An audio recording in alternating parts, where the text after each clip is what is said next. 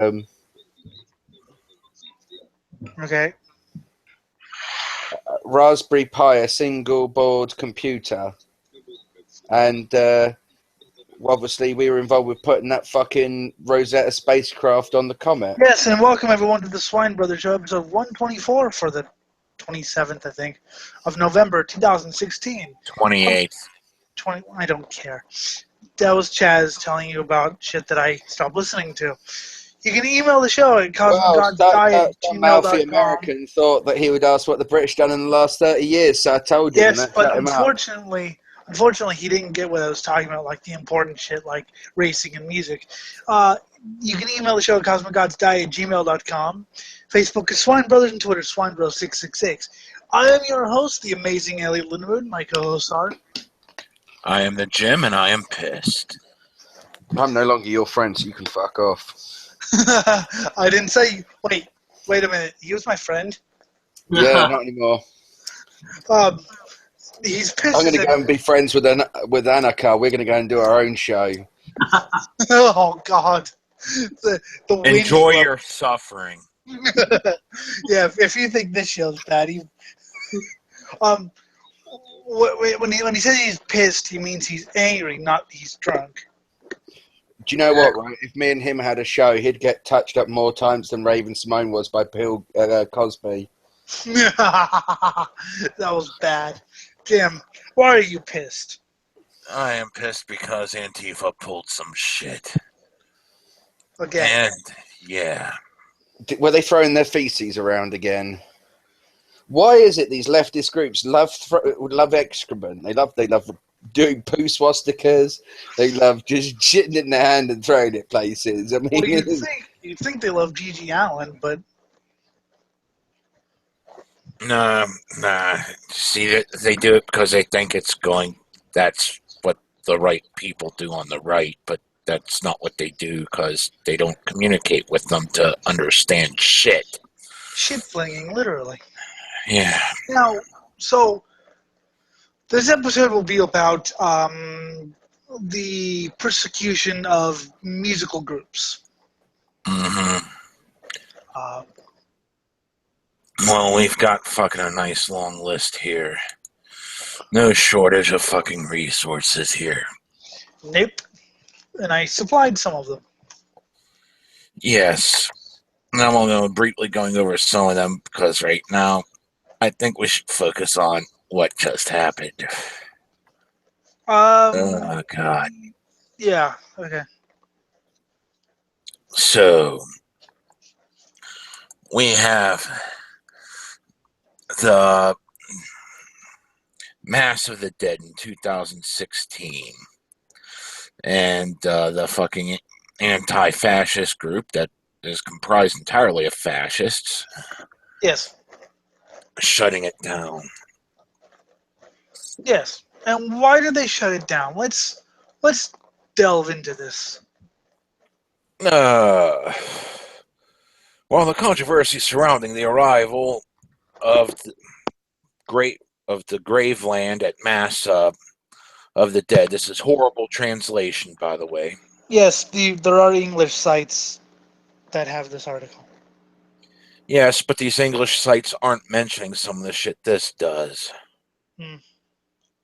The unthinkable arrived Saturday night in Montreal, taking proportions to astounding levels. Basically, there was the great Polish black Viking metal band Graveland, who I like, was supposed to be playing at a show in Montreal. So Antifa protested and canceled the show. Not just the band, but the show. It was like 20 bands. Yeah. And the whole thing is, it's only one member of the fucking band, Graveland, who is an out and unapologetic fuck you fucking National Socialist type. I don't know if he'd call himself that anymore, but I'm not saying it doesn't. I don't know if he'd call himself that anymore. But yeah, Rob Darkin, he's very vocal about what he believes. But yet the lyrics are a little bit about it, but mostly just about paganism and shit. from what I've seen, the lyrics are pretty much just, non-political bullshit, Yeah. which is fine, Yeah. So, I mean, they mention it a little bit in a couple of their songs, but it's mainly a metaphor. But it's not the hard-lying driving force behind them. it's not Der Stürmer, who all they sing about is how the nail bomber in England killed the Jews and gays or whatever. Yeah. Following a hostile demonstration by a small anti-fascist group mobilizing the police, the concert was canceled for security reasons, dismissing nearly 400 music fans from all over the continent. Yeah, and this is one band. Yeah. Does Graveland even have a lineup anymore? I don't even know. They must because they tour. Yeah. But basically, the line after a while, because it used to be a stable lineup, and then that kind of went away. With two of the guys leaving, so it pretty much darkens the one everyone knows, and 1993, Poland. As a result of post-communism trauma in Eastern Europe, extreme right-wing trends are emerging among young people in the country. Yeah, it's weird that Poland was the kind of the bastion. I mean, Norway had political bands in extreme right, but they wouldn't talk about, like, other than maybe Vikernes. They wouldn't really talk about it. Whereas in Poland, it was like the main feature of the scene, other than bands like Behemoth. Mm-hmm. Among them, the Temple of the Full Moon, which includes Darkin, then 22 years old, founder of the black metal Viking Graveland. Oh, it's a fucking awesome band. Yeah, the Temple of the Full Moon. It was founded by, I think it was Behemoth in Graveland, and then Behemoth left when it became less about like black metal, more about right wing shit. And actually, they're friends now. Nurgle from Behemoth and Darkin from Graveland. Mm. It's one of those. Yeah, we disagree with each other, but I respect his opinion. Yeah, which Antifa has no concept of. But however, whenever they left, Darkin liked to like death threat Behemoth and shit. Pose death threats and be like, "Oh, you're traitors," but people grow up. Mm-hmm. The beginning of an undeniable affiliation in these years, even if none of the group's words were ever politicized. Some were, some weren't. Yeah, a necessary distinction between the musical work and its creator. Yeah, like Burzum. Which is what the hell you find with a lot of artists. They usually keep their politics out. Some, not all, but I mean, like Burzum. You can tell what it's about, but it doesn't talk anything about racism or it's all about building the struggle and dreams and shit. Yeah. 2016, Montreal. Graveland performs for the first time in North America as part of Mass of the Dead, alongside many other black metal bands. Some anti-fascist militants mobilize to ban the festival and take action in the late afternoon with tear gas bombs in front of the Plaza Theater. Oh, that's civilized. Oh, very. The police are then massively mobilized to ensure security, isolating, on the one hand, the 40 protesters, mostly masked, on the other, the 400 festival goers who wait calmly to enter the room, under the bewildered gaze of passersby who wonder how the music festival can create this situation. Because, oh my god, someone has views we don't agree with. In the early evening, the festival and the Plaza Theater announce that for security reasons, the concert is canceled. I've done some more research into this, and from what I've seen, it looks as if they were issued bomb threats from Antifa. This is unconfirmed because I haven't really read it anywhere but 400 people posting it. this has happened before in '92. A bomb exploded, I believe, in Sweden at a deicide show, and I believe it was animal rights activists who blew the wall off the building and almost killed people. Yeah, these bastards need fucked hard. Yeah. Hundreds of people are scattered by the police. I am Chinese. I am Jewish. I am First Nations. I am Arab. Protest several members of the public of diverse origins or prey to disappointment and the frustration of a situation considered aberrant and ridiculous. We Yeah. came to see a music show. We have nothing to do with it. For the Mass of the Dead this year, there are no less than 19 other bands, of which almost a dozen were to play Saturday night. A quality music program that makes it the biggest black metal festival in North America, attracting enthusiasts from all over the continent. Yeah.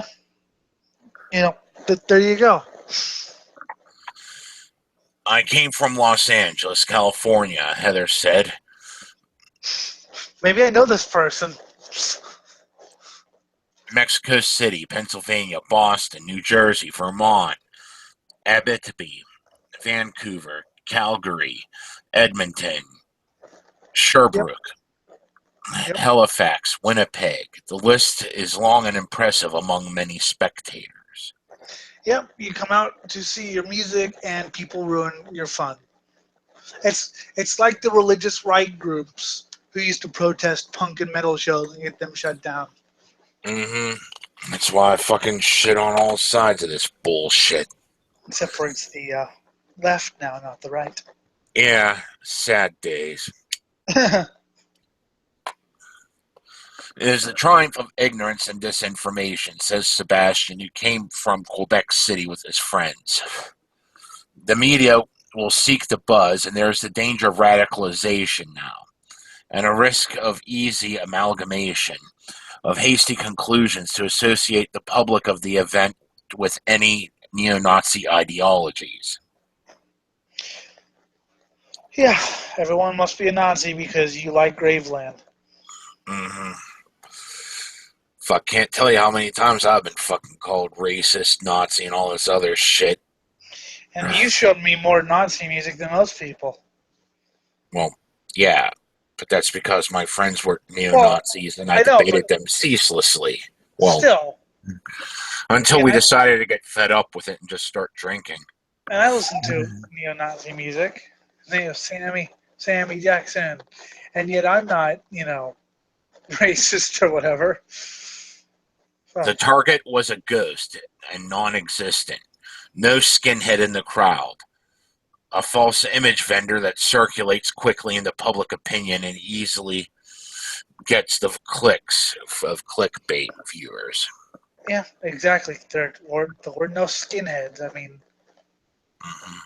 and even if there were, fuck it. Again, it is simple to dissociate the political opinions of a member of a group and his music where there is no reference to racial hatred. Yeah, exactly. They mainly sing about pagans and whatever.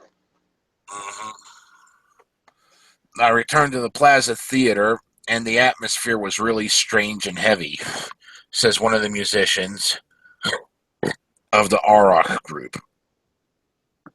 The police blocked all exits, and the artists had to go out group by group in cars that came to pick them up, escorted by the police.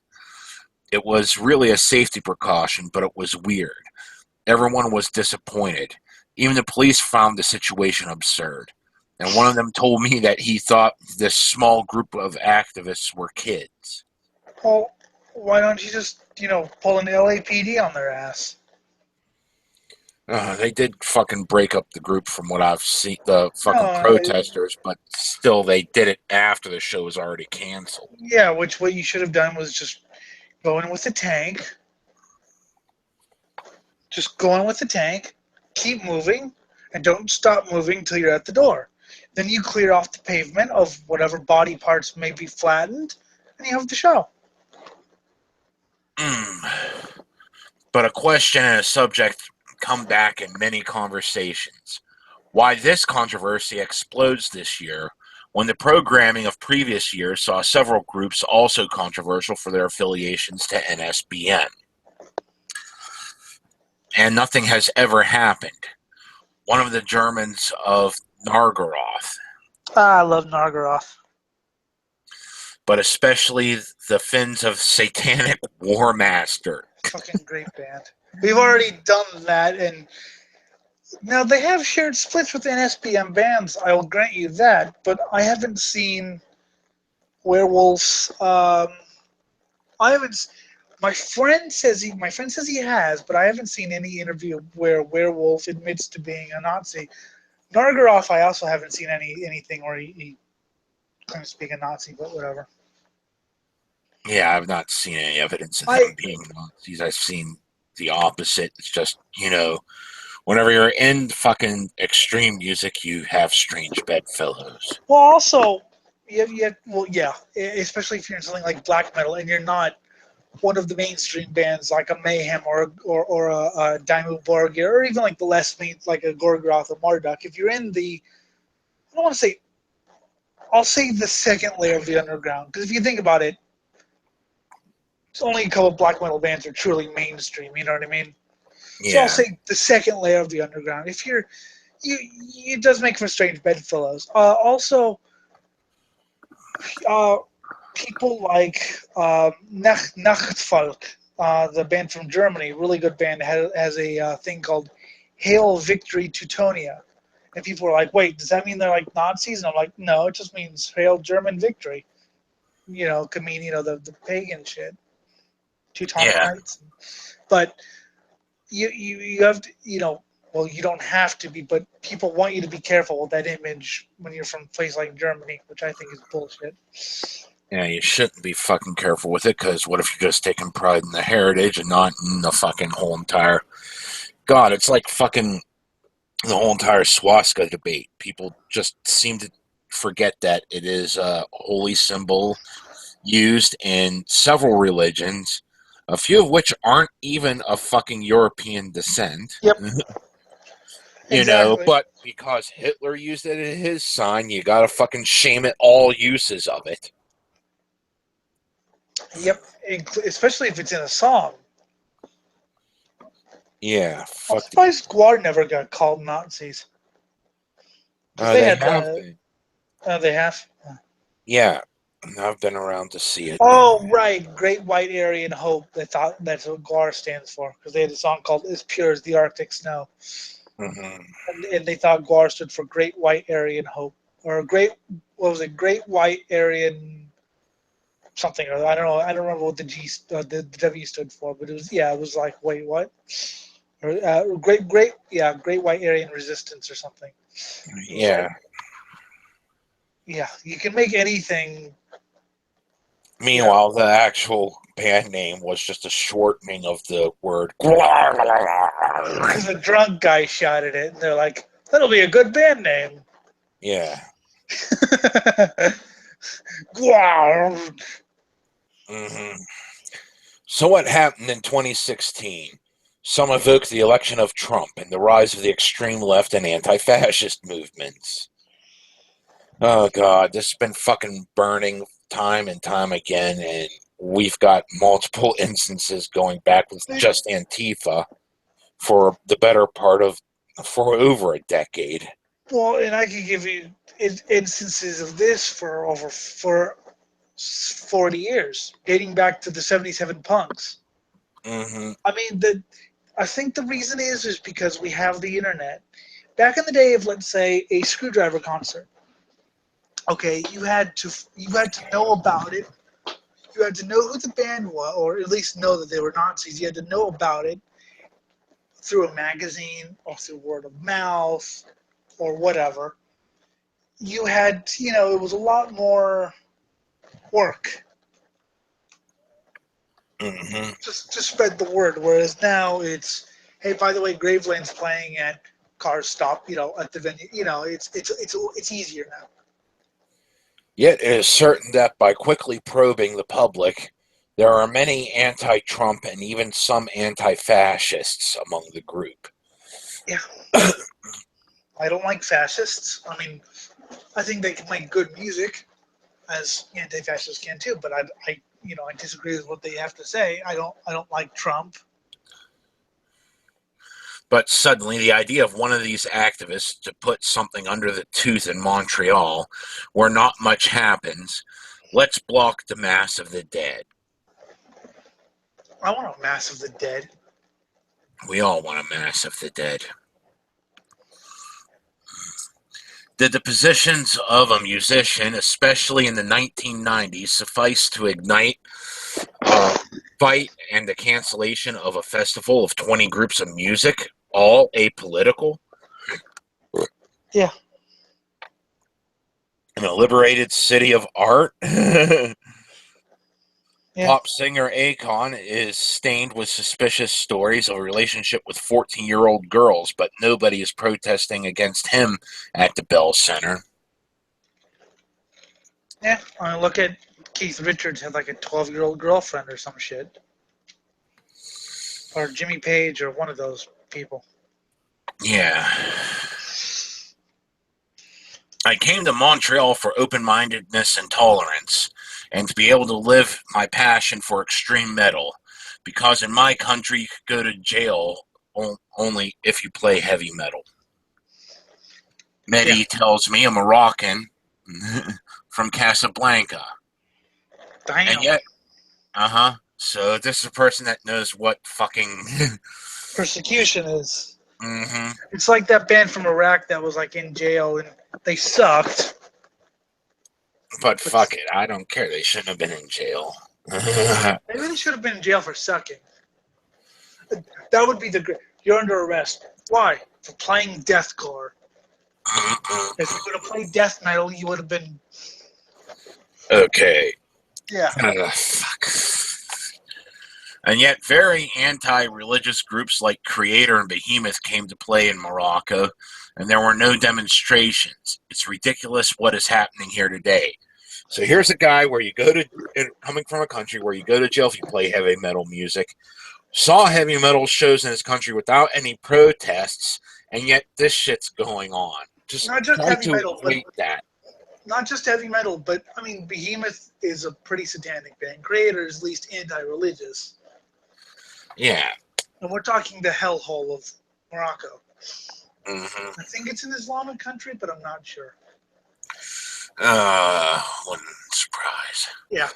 And it is all the more incredible when we know that the members of Graveland were questioned for 3 hours at the airport by Canadian immigration. They found nothing against them to prevent them from returning, says Martin, a member of the festival organization. So they were questioned at length to see if they were going to commit any hate speech law violations or any of that bullshit. And they're like, oh, they're not going to. That's the government talking.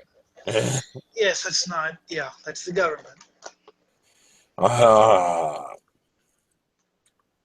So even if the federal authority of a country like Canada allows these Polish musicians to enter, endorsing their apolitical and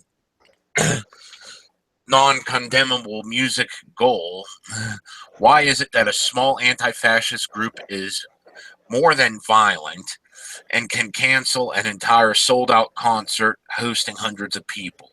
Because the fascists know Darkin does have these views, and yes, he does have these views. He's very forthright about these views, as you've probably seen if you've ever seen an interview with him. He's very forthright about these views. So what? If Graveland came to Canada for a political purpose, they would have never been invited to play in a major public festival like the Mass of the Dead, says Martin. Yes, exactly. The extreme right-wing or left-wing politicians are organizing secret underground concerts in their closed hidden networks. That's how it works. Graveland is invited for their music, their energy, and rage, which brings together people of all origins. Yeah, the far right, like you have to find like safe points where you know where the gig's gonna be. Yeah.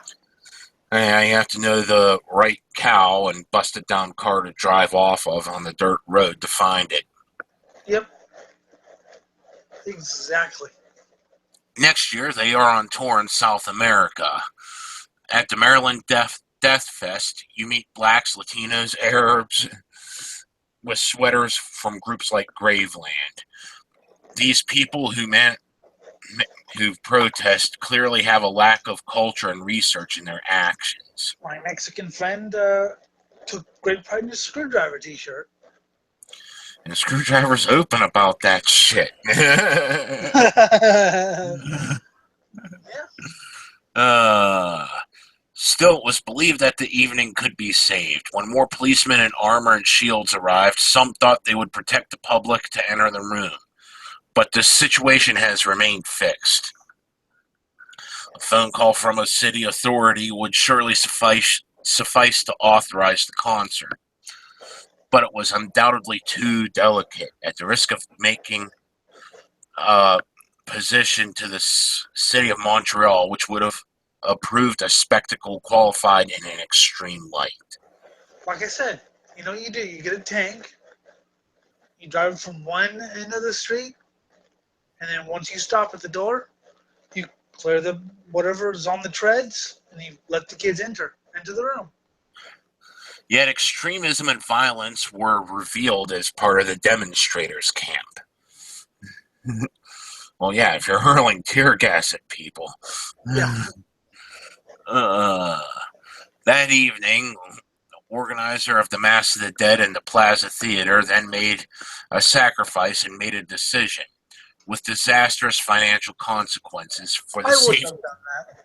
I wouldn't have, but you know, they had bomb threats coming in, according to a lot of the sources I've read. Yeah, I know, but I still don't think I would have. Fuck it. Because if you counter like that, that's gonna just make them. Well, now we can, you know. Yeah, now we've got them right where we want them. Now we can fucking bully anyone we want. Yeah, fuck these bastards.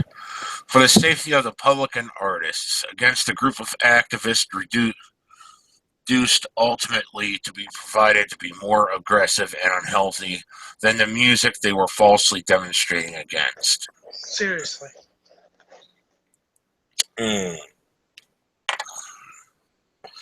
Some even managed to get tickets to infiltrate the crowd and to disrupt the demonstration. How to disrupt the demonstration the only way I know how. Boots and braces, motherfucker.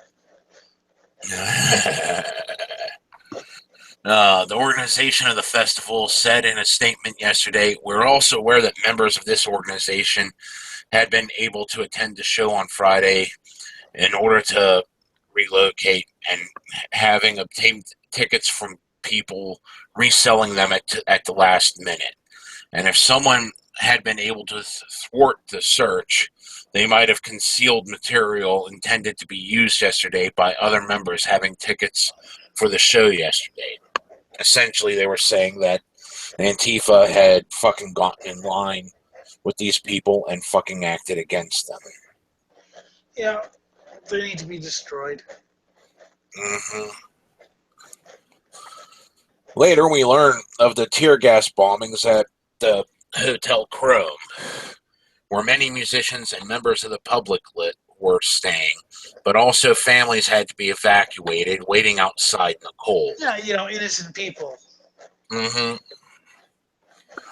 What justifies so much violence? Certainly not these black metal fans who are dancing to pop music of the 80s at Bar Nestor, trying to forget their huge disappointment tonight. I wouldn't be dancing at the 80s. I'd be staying. I'd be sitting there going, kill. See that? I need a fucking great hammer and a great axe, and the upper body strength to carry those along with my swords. Then I will fucking counter the Antifa protest. Well, what about my tank? It'll be more fun bludgeoning, hacking, and cutting people in half. What about napalm? Yes, What about a hedge trimmer? Napalm. hedge trimmer works too if you're going to take the And lazy I route. mean, like, I don't mean, I mean like one of those like fly mode jobbies, like, you know, like the wee little fucking lawnmowers just to do like the edges. Yes, you could use that if you're being lazy and need something motorized. Jim, a No, well, napalm cannon. it's just got a thin fucking wire that's whipped around. And then what you do, Jim, is you throw the napalm at like 2 or 3 people and set them on fire at the I back. think being whipped by and then that is way more painful than being cut. and then they fall into the next people and set See, them on fire. first off, I understand death by 1,000 paper cuts. Yes, that is painful. Second, yes, fire is always glorious. But my point is, it's much more fun doing bludgeoning, hacking, and cutting. Yeah, but So we're all got valid points here on how to deal with the situation. Yes. Well, Yes, but I think something that sort of slowly, well, not too slowly, flays you is way more frightening to be attacked by. Yeah, but isn't it more fun when... Because you're going to just see the chunks of yourself flying off and you're going to be going, every time you defend yourself, you know you're losing a fucking chunk of your arm. Yes, but Exactly. wouldn't it be funny if people were setting their friends on fire by accident? Oh, God, And you get to see that look in their eye where their brain is having a moment of not knowing what to do, because its natural reaction is to stick its arm out in front of the mower. But the problem is that the last time they did that, it really fucking hurt. And there is almost a moment where they don't want to get hit on the arms anymore, and you can see their eyes and their arms are dropping down, and they're kind of like, I'm just going to let this hit me in the face because bugger putting my arms up anymore. Jim, I'm disappointed in you. What about chainsaw launchers? Oh, yes, but I still have to take the time to develop them. Yes. And besides, you don't have the upper strength to carry all those things, whereas you could press the button. Are we talking about a group of people in a cluster? Yes. Right, do you know what you do, right? What you do is you get, like, things shaped a bit like an anchor, right? And you put a load of them all going to a central point, and they have a really sharp, big fucking, like, axe blade on them, like several of them, and it's all round. And then what you do is you fire that into the crowd from out of a trebuchet. That sounds awesome. So just imagining it rotating mid-air as fast as it will, just fucking eviscerating everyone. Oh, beautiful imagery. Beautiful imagery. A gigantic lawnmower bowl fired out of a fucking trebuchet. See, the police should hire us, because we'll come up with some interesting weapons.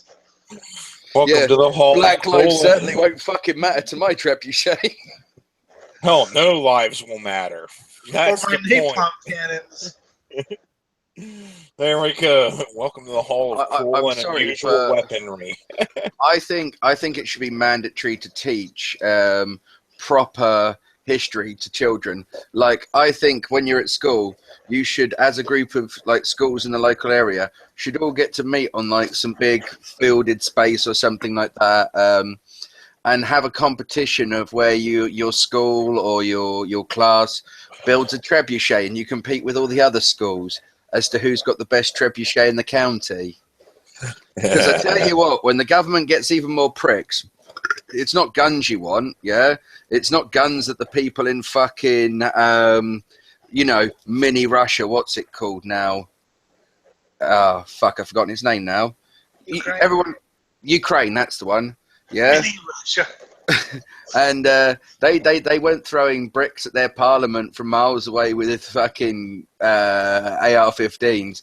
They were building themselves some trebuchets. Quite easy to build a trebuchet, especially with modern day technology. Mm-hmm. And you can hurl all kinds of things, from disease-infected corpses to machinations of mass death. Oh, disease-infected? Oh, wait, guys, disease-infected corpses. So these Antifa people get like the worst disease you could fucking think of, and just so their thing is a success, but they spend I've got a hypothetical disease. Wait, Chaz. So they spend the next 2 months, 3 months rotting and falling off, and they infect people that they love, and then it's like, oh fuck, that'd be awesome. What's your hypothetical disease, Charlesy? crossing the flu virus with the cold sore virus or the chickenpox virus. Ow. Yeah, Could that you sounds imagine good. that? A flu that stays inside your central nervous system, constantly evolving. Oh god, that sounds horrid. See, I I love want it. something. I want something that'll make them rot away as they live, and then that's Oh, that's what contagious. that's what herpes generally does. It does Yeah. kind of a little bit from. But it's also contagious, so they're spreading it around to people that they love.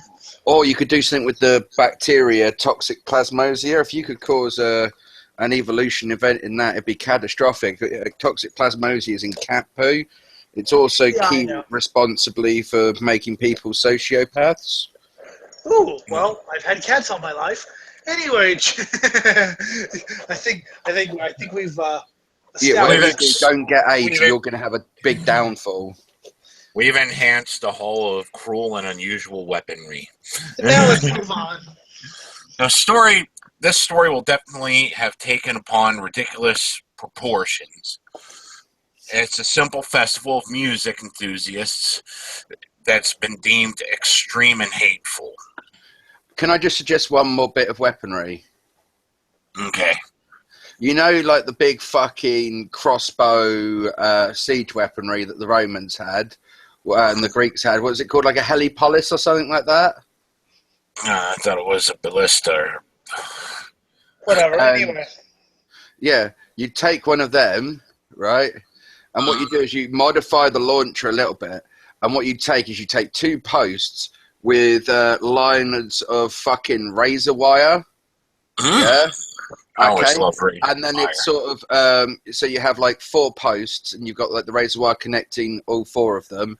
You sort of roll it up like a scroll. You put it in the launcher. You fire it out, and obviously it baffles and opens up, and literally becomes like a flying guillotine wire. Oh, that is awesome. Just think about like the Antifa protesting. All of a sudden, Just the pain, Imagine suffering, and instant death. Imagine anything it hits, it's just going to wrap around. Yeah? So even if it doesn't just cut straight through you, like you'd hope it wouldn't, you could just be over it. Nah, it might just fucking just curl around you and slice you all over your body. Like, literally, you'll die from your wounds before they can even get you out of it. oh, so and next time, think about this. If you ever want to protest this show, think what would happen if we were in charge. Yes. And it is certain. And come on, think about it. I mean, that would be like a death clock show. You come for the medal and stay to watch people die. Exactly. I mean, Anyways. it's really great with modern technology, how vicious the Dark Ages could have been. Like, could you imagine if they had half the shit we did? Like, could you imagine some of the fucking things they could have done with thermite? Like, they used to set the gigantic fucking balls of mortar on fire, and they'd just be like big mortar jars, and they'd be filled with fucking shrapnel and fucking gunpowder. Right? Yes. Imagine doing something like that, but with fucking thermite on the inside. I've personally played Plumes with of thermite. 30,000 degree Wait. fucking sand. Just the sound of thermite going off is glorious enough, but seeing it melt through fucking concrete. I think Jim just had an orgasm. Yes. So could you imagine that? You cover a big mortar jar in pine pitch or something like that, something that will burn it, yeah? And inside you put a load of thermite and gunpowder, and what you do is you put in a load of fucking shrapnel, like fucking nails and fucking coins and shit like just that. turns to molten everything, and Then your you flesh light is it. just melting off your body. And you've got your trebuchet handy. You fling the trebuchet. Now imagine that just after the big fucking rolling lawnmower of axe heads has gone through the crowd, and they're all a bit reeling. Imagine this jar just smashing down, and this big plume of burning fucking thermite and nails just emanating out from a central point, literally tapping everything in its wake for around about at least a good, Well, we can at least say about 20 yards would be the kind of impact zone that this thing would have. So, yeah, the evidence of what you did to people would disappear quite quickly for you. College protests would be really interesting. Yes. Because it would be like, hell, I'm not protesting. I'm waiting for the point where... At that point, I wouldn't blame them for safe spaces. Well, have you not seen they've made this new armor stuff that's like it's like a modern day cyber armor. It's like Kevlar and titanium. It's quite light, but it's a full body suit of armor, and it's looking to become like the next sort of UFC. Because, people can hit each other with weapons when they're wearing this fucking body armor. I'm just waiting for the point where that's going to start becoming natural dress again. Because it's going a bit that way, isn't it? It's starting to become a point where you can't really walk out into society unless you're wearing a fucking suit of armor. I don't know. There's too many cunts out there. I walked out 2 weeks and nothing happened to me. Anyway, Jimbo, carry on. Yeah, wait till you start getting trepanned to let out the demon in your head that's causing your blindness. Yeah, well, I like the demon in my head. Just remember that, David Avocado Wolf has more fucking followers than Carl Sagan and, was it Bill Nye and the black guy? Yeah, well, anti-cosmic Satanism, motherfucker. Anyway. It is certain that a majority of the public does not even share the political opinions of one of the members of Graveland. Keep in mind, it's just one member of one band out of 20.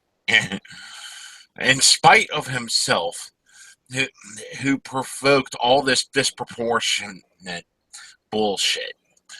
More than 20 years after his years of personal activism. Without counting the hundreds who did not even come to see this group, but rather Fortress, Azathoth, or Uada. Yep. Bad fight? Certainly. We have not seen any skinhead in the crowd. We are far from these kind of concerts. The world needs people who stand up and fight to defend human rights, including the freedom of art and expression, and all causes to improve our existence on this planet, but without being mistaken in combat or as a target. Research, debates, and culture are waging wars to arm themselves with intelligence and to better fight ignorance.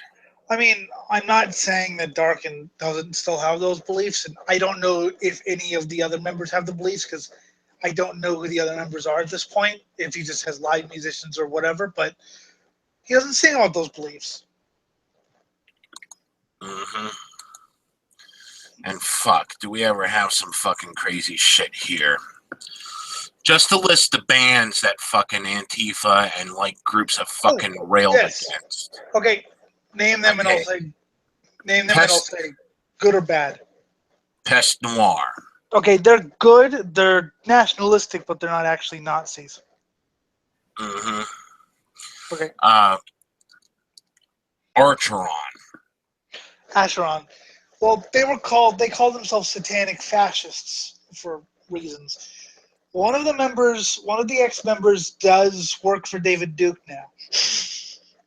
And I think Vincent Crowley's a little right-wing, but they don't sing about Nazism, they don't, they're Moon Sorrow. Moon Sorrow? How the fuck are they Nazis? Hey, they got him apologizing, saying we are not Nazis. Well, I think they were trying to just kind of clarify the fact that, look, fuck you, Typo negative. I think that was more an ironic thing that Peter Steele did, or he might have been right wing. I don't know. I don't think he was a Nazi. He was just annoying with It doesn't even look like it through the fucking music. Well, I mean, Carnivore. Yeah, fucking they did Carnivore too. That was a little bit more right wing, but still, right wing isn't a Nazi. Oh god. And this is just a small sampling of this shit. I mean, I was telling Jim a story. This is not just Antifa. I mean, if you just talk about Antifa, you're gonna miss a lot of interesting things. In the 70s in England, the National Front was gaining power and really scaring people. Morebound Oblivion. I don't know who they are. I'll have to check them Well, out. they made their own fucking political party in the end. They formed the BNP. Yeah, but so there are a lot of skinheads in the UK and the punk scene and Screwdriver back then was an apolitical punk band saying about the street life and fucking backstreet kids and shit. Now, they were told by the press to basically, and this was a band on the rise. They just released the first album, a really good album called All Screwed Up. They were told by the press to distance themselves because they adopted the skinhead look because they were tired of the punk look. They were told to distance themselves from the skinheads and basically denounce their audience because some of the audience were NF and some of the audience were just violent anyway. Now, Screwdriver didn't do it because they were original skinheads that predate the Nazi thing. They were, 1972 skinheads when they were 15. Well, the skinhead look did start to become part of the punk scene without the fucking link to the National Front. It's just, a lot of those things got conflated together, and there were the little group of overlap.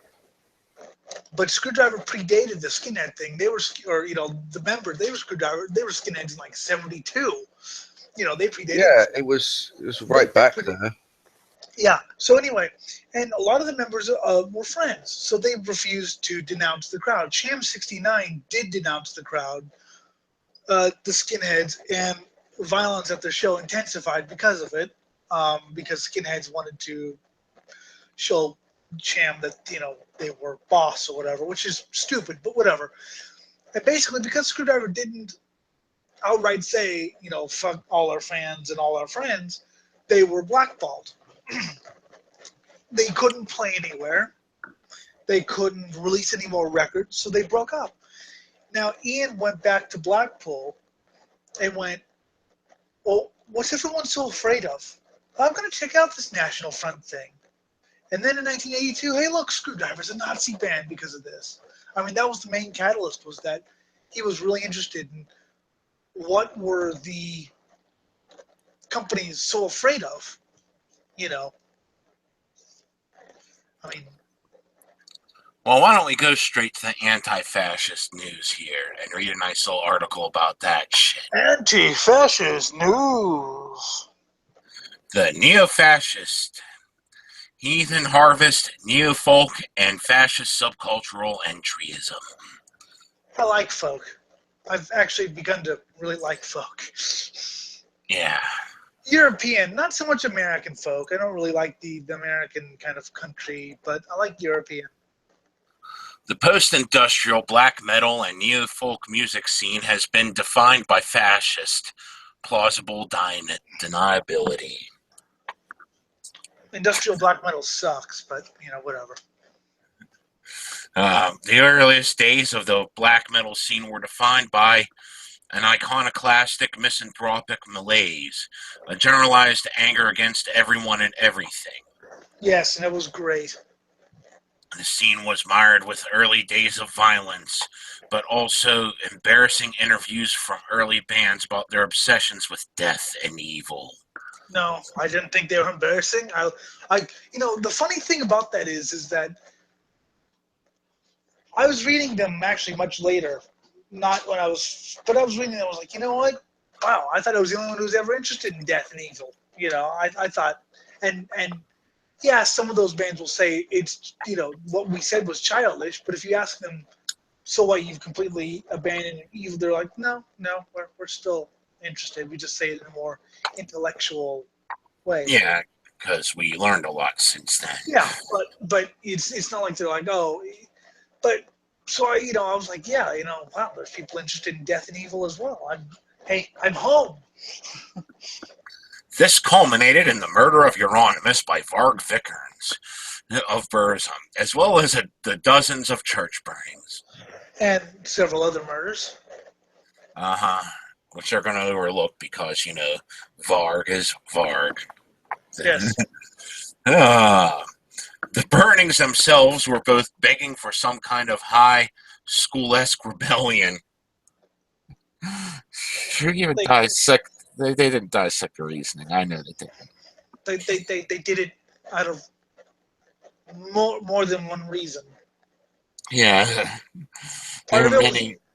Part of it was nationalism. Part of it was a symbolic revenge against, Cultural appropriation, the actual cultural appropriation that happened, not this bullshit that passes for it today. Yeah, because they would put crosses on the fucking pagan things that they burnt, and they built a church on it. So it was basically like, well, let's burn this. Everyone's like, well, you're burning history, and Var goes, no, that's not history. You want to see history? Let's dig up the church and look underground.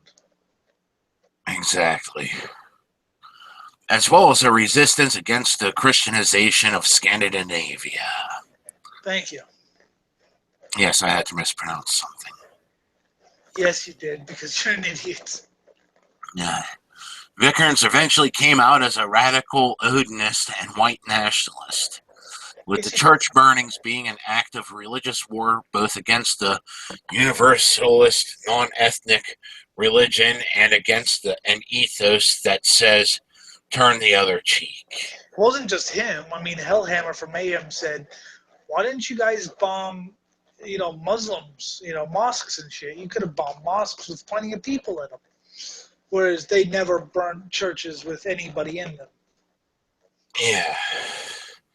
And another point here is, so you want to claim the high ground saying that you're the ones that turn the other cheek by the wording of this, and you're the ones stirring tear gas in the crowds. Yeah. This is beautiful. Ain't it fucking grand? Mm-hmm.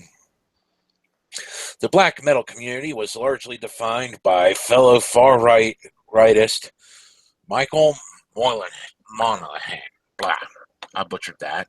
Whatever, I don't fucking know. I know who he is, though. He wrote Lords of Chaos, which, if you could just, very Church of Satan-y, but he didn't look that far right to me, at least in the fucking book. The book, largely built on interviews with the band, see the movement as being the manifesto of an Odinic, the demonic spirit welling up in them. Yes, which is great. This draws on an idea from Carl Jung that people have archetypical spirits in their collective unconscious based on race, with white Aryans having the spirit of Nordic gods inside them. But was that mentioned in the book at all? Yes. Oh, yeah. Yes, it was. Many times, actually. Okay. Yes. This is the foundation of racial heathenry, and is an idea that both animated much of Nazi occultism and the contemporary ethnic Austro and Odinic sects. Also true. Yeah. White National Socialist black metal is certainly a phenomenon. And it's fucking great music. Depending upon the band. Racism is not the permanent state of the black metal community. Duh. There is one thing I'd say about the genre. I cannot see it going very far. Continue, Jim. It's already gone fucking 28 years. So Did one of the bands do an album called Holler? I would certainly like to know how much it cost. Nah, piss off. Anyway, instead there is a very real problematic element in terms of violence and nihilism. So which are taking... Wait a minute. When has violence and nihilism been a problem?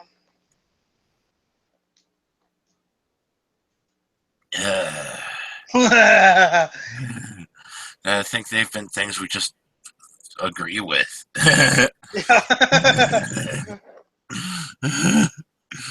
I think that's what took me so long to answer that. It's like, wait a minute, you agree with these things.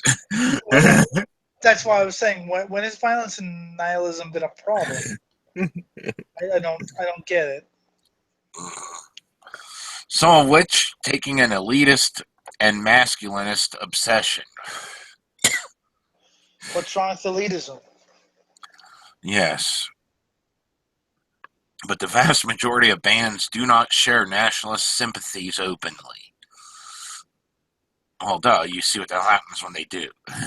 Yeah. And a lot of bands don't believe in nationalists. Anyway. Yeah, many more don't, yes. What people tend to pick up on is instead that they share many themes with genres like neo-folk and martial industrial, both of which have strong ties to the far right. I don't know anything about industrial, but folk and black metal do cross over quite a bit.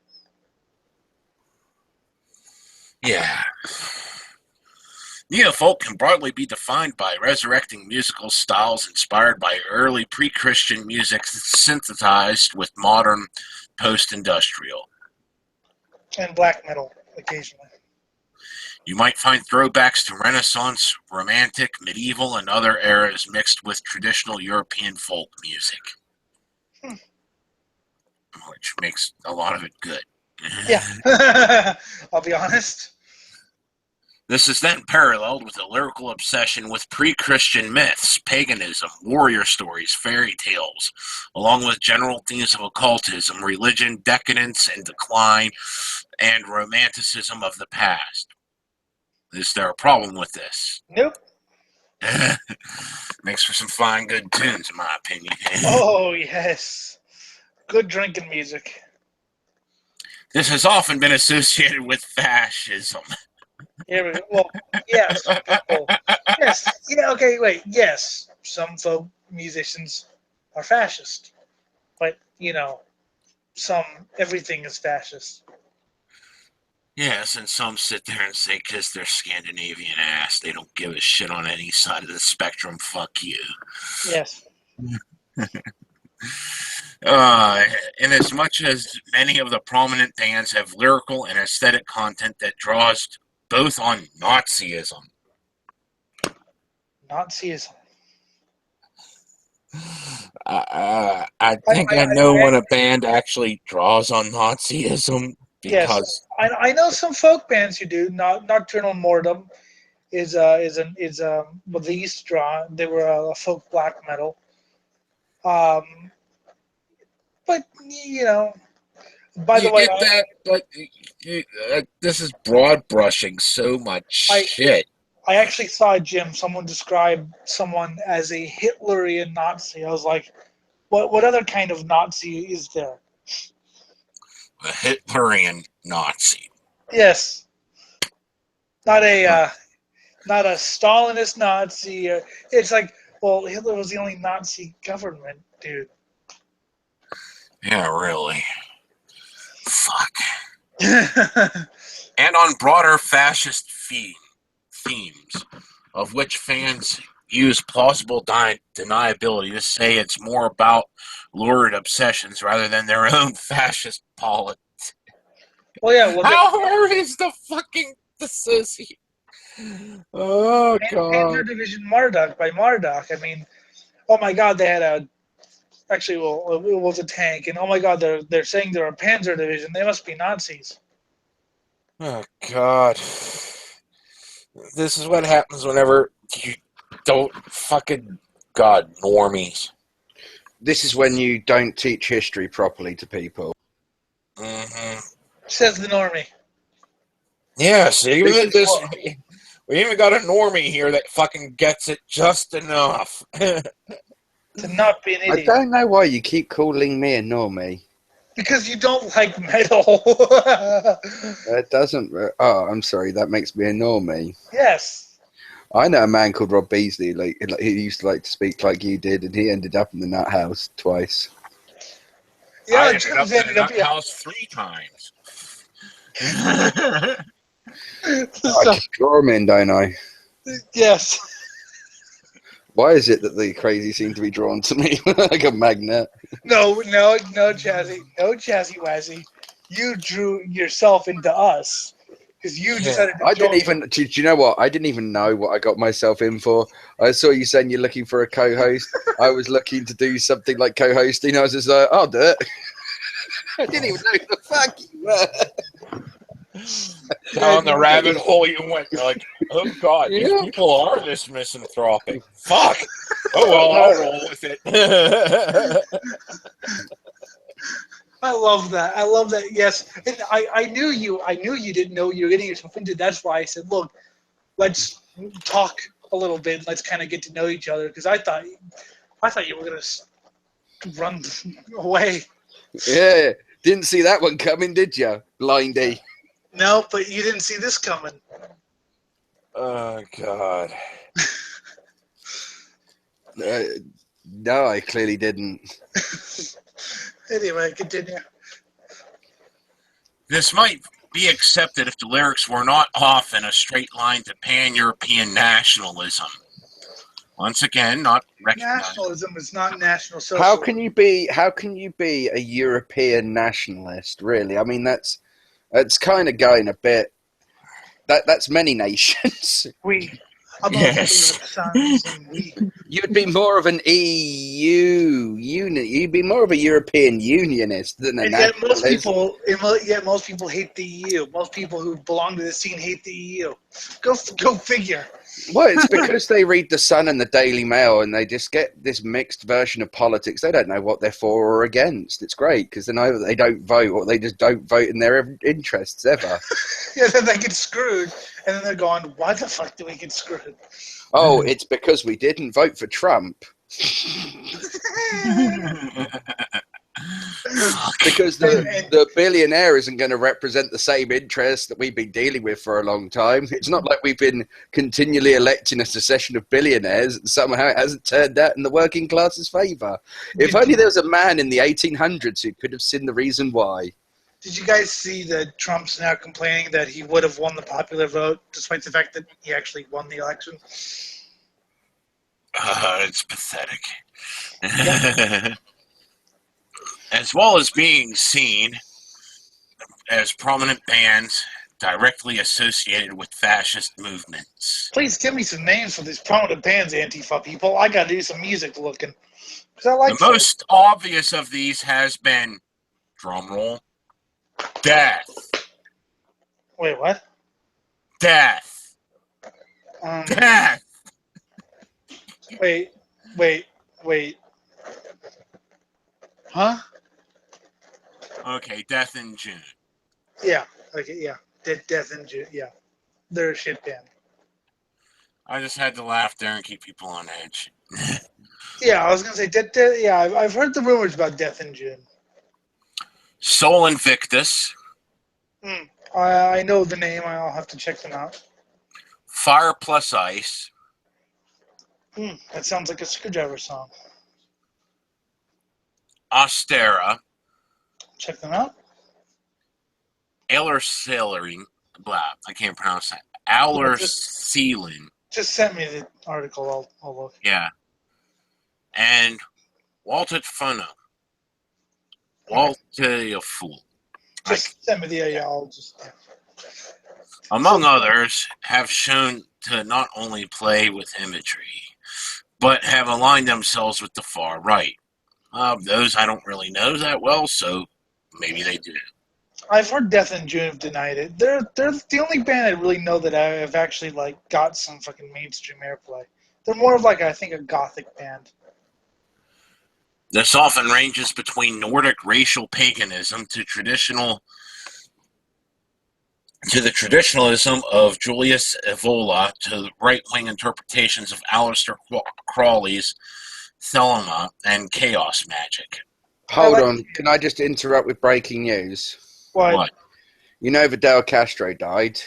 Yeah. Well, Obama put up, we still have differences with the Cuban government that I will raise directly. America will always stand for human rights around the world. And Frankie Boyle commented back, you've got a torture camp in Cuba. Yes. Well done, Frankie. This is why you do need people like Frankie Boyle to exist in the world, and you can't stop trying to silence them. Yeah, that's true. What I was going to say is, fuck, now I can't remember what I was going to say. Yeah, Death and yeah, I like chaos magic. It's freaking helped me on my fucking journey.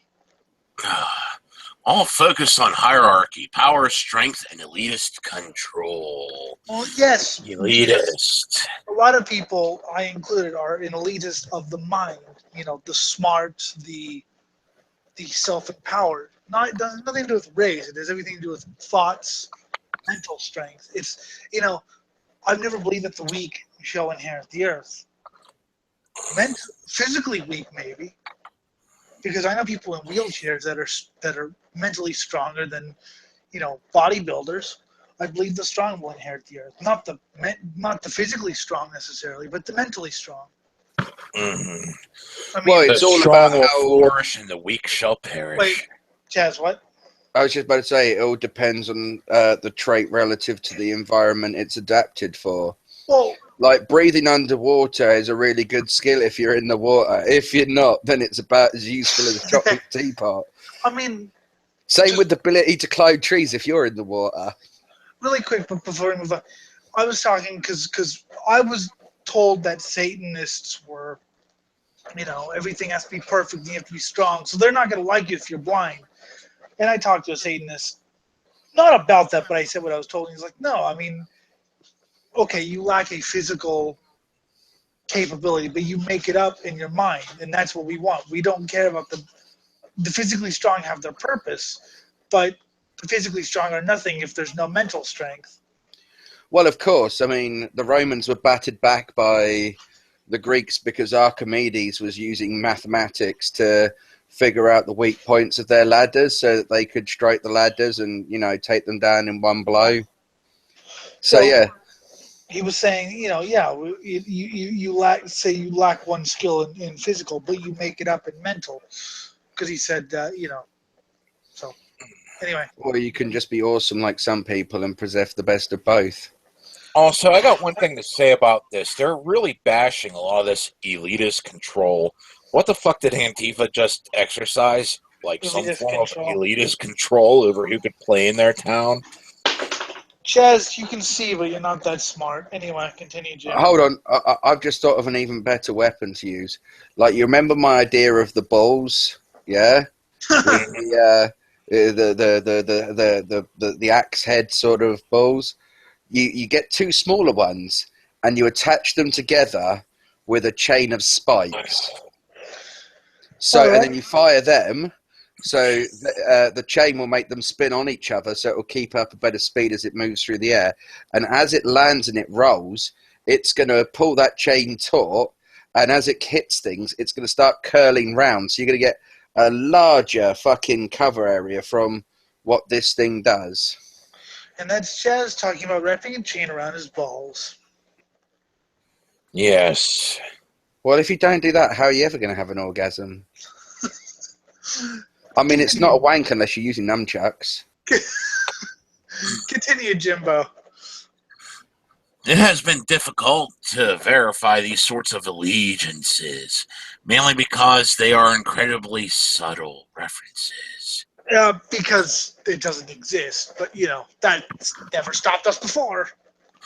Exactly. By the Much way, of that- speaking of wanking with nunchucks, I did once stick the shaft of my nunchuck up a girl's hoo-hoo. Nice.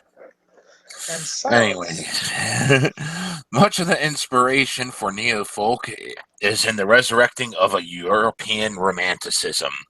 Yet the neo-folk scene attracts many who have anti-racist sympathies, yet also enjoy the mythos and themes of early Europe.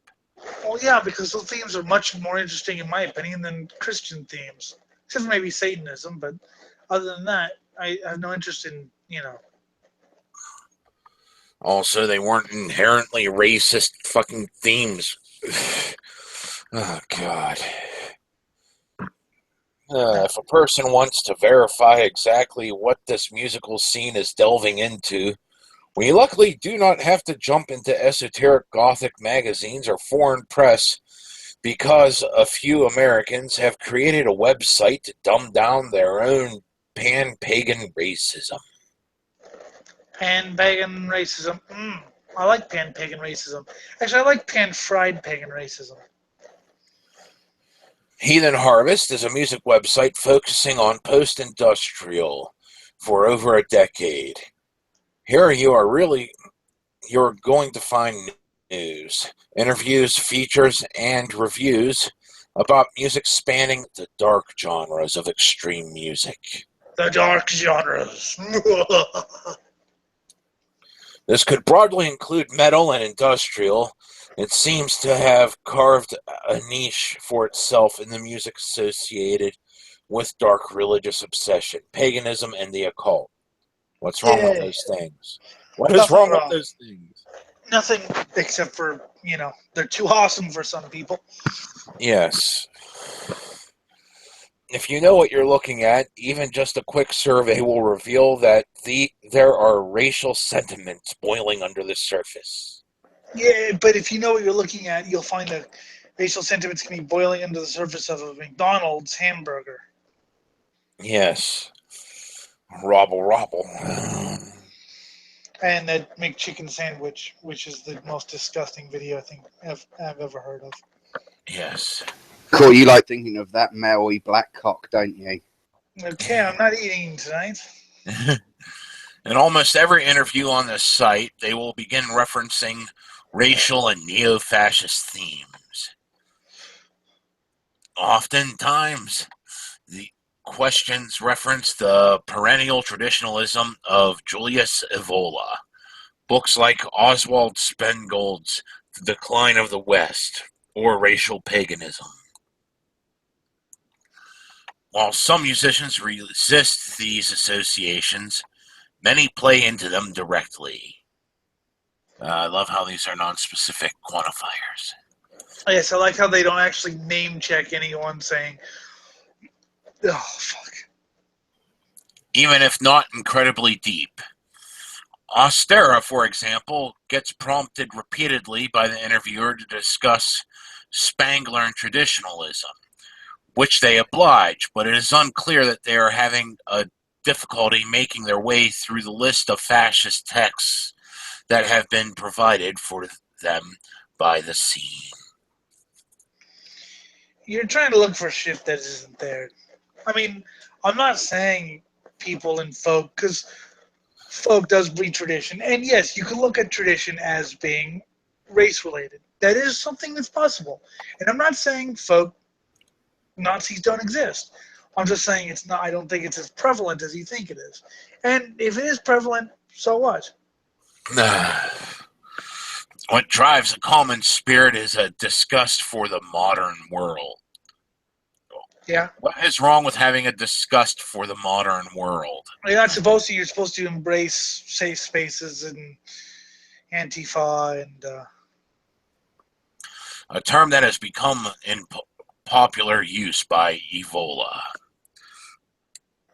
Some interpret this as things like industrial capitalism and environmental destruction. I interpret it as the fucking pussification of the youth. But in the traditionalist school, this more aptly means multiculturalism, democracy, and equality. Well, I'm kind of disgusted with democracy.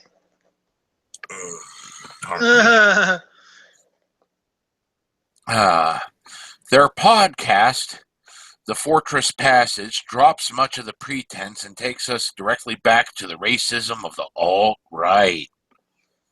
The alt-right. In podcast number 12, they open with jokes like calling our current period the current year. Don't we also do that? Yeah, I don't get that. A joke from the rabidly racist and anti-Semitic podcast, The Daily Shoah.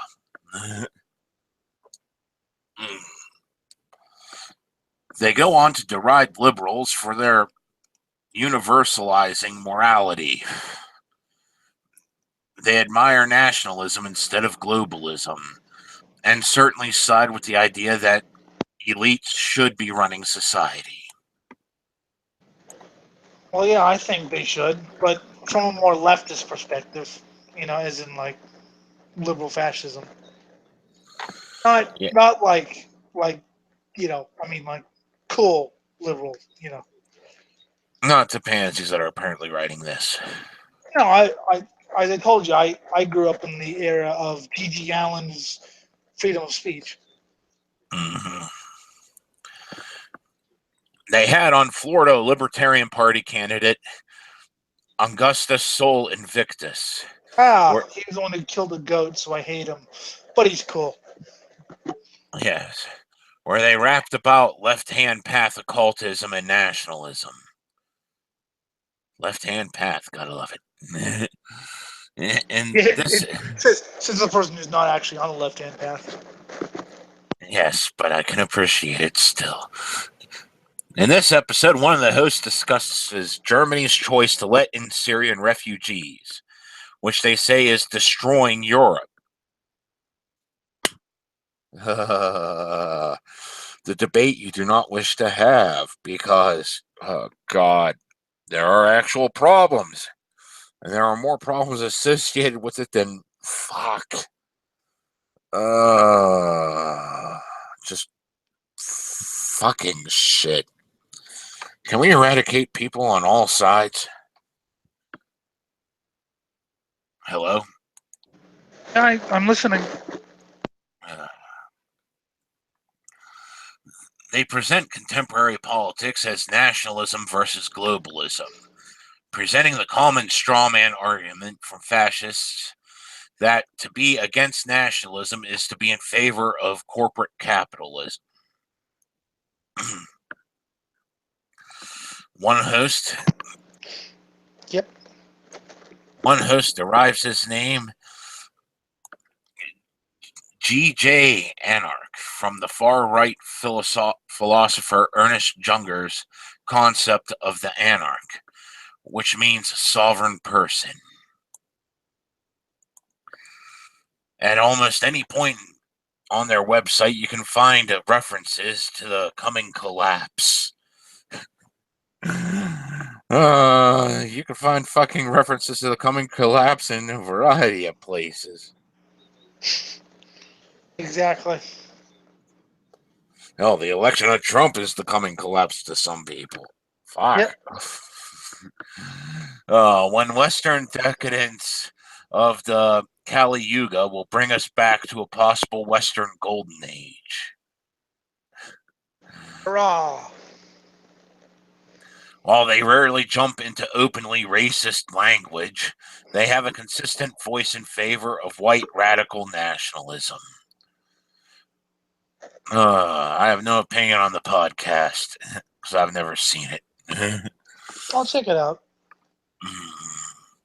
They functionally make the same arguments as places like the Radix Journal or the Daily Shoah, but have recolored it with esoteric pagan and countercultural language so as to provide an intellectual mirage that provides a feeling of rebellious superiority to the audience. What Much website like is this this from entire again? article.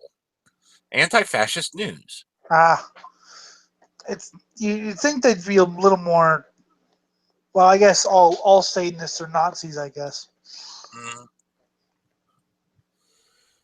Plainly put, they are white nationalism with an occultist lens and inside of a music scene. Yay. Music scene. Vice magazine recently did an article called "How a Thor-Worshipping Religion Turned Racist." Bum bum bum. Bum bum.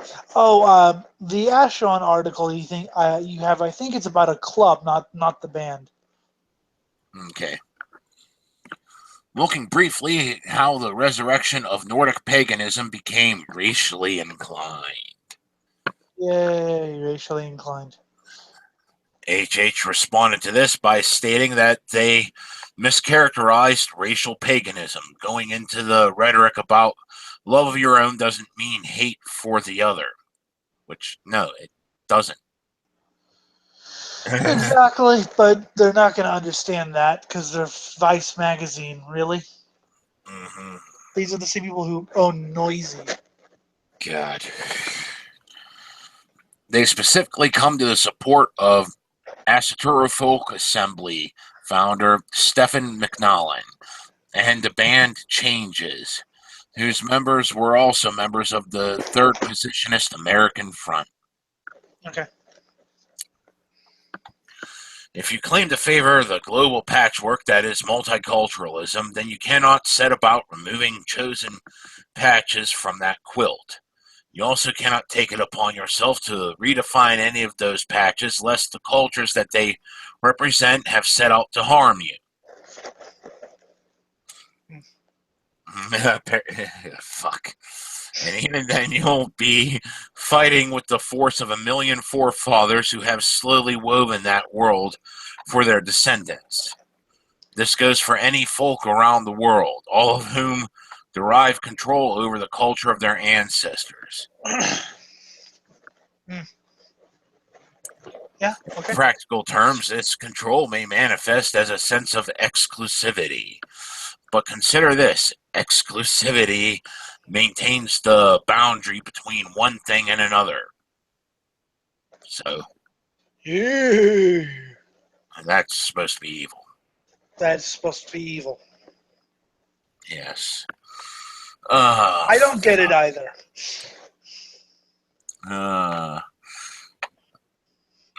Fuck. What is most insidious about HH is that it has crossover appeal, which is to say that it is not explicitly a racial website. Yeah, okay. I bet you it isn't. Many bands refuse to take the bait on the racism, including bands like Agalloch. Yeah, well, yeah, exactly. Because they're not a racist band. The drummer was a left-wing punker from the 80s. It should be noted that HH absolutely does not interfere with bands with left and post-left leanings, and gives them an open platform to speak up from their perspectives. So, you're condemning them as ultra-right-wing fucking Nazis, but they're letting the left vent their own thing. Which is not something you would do. Mm-hmm. Yeah, which is not something this anti-fascist people would actually do. An example of this would be an interview they have with Brut, where the band member discussed the way that female musicians have been marginalized in the industrial and dark music scene. I don't know about industrial or dark music, unless you count black metal as dark, but there's some. This runs in contrast to the way that many authors, editors, and podcast hosts make fun of the concept of toxic masculinity. And why shouldn't they make fun of it? It's a bullshit concept. No, I think everything's toxic, so we should just kill everyone. Yes, but that's actually a more sane and rational stance. The nut job's even more sane and rational than... Wow, that scares me. And often discuss the need for men to come together in tribes, or, in particular, white men, against the modern world. I don't. Even Vikernes doesn't say that. Even Vikernes says, look, the women in the pagan scene really run the shit. Mm-hmm. So yeah, I don't advocate for men to come together. I think it should be men and women coming together, but it shouldn't be one ahead of the other. It should be equal.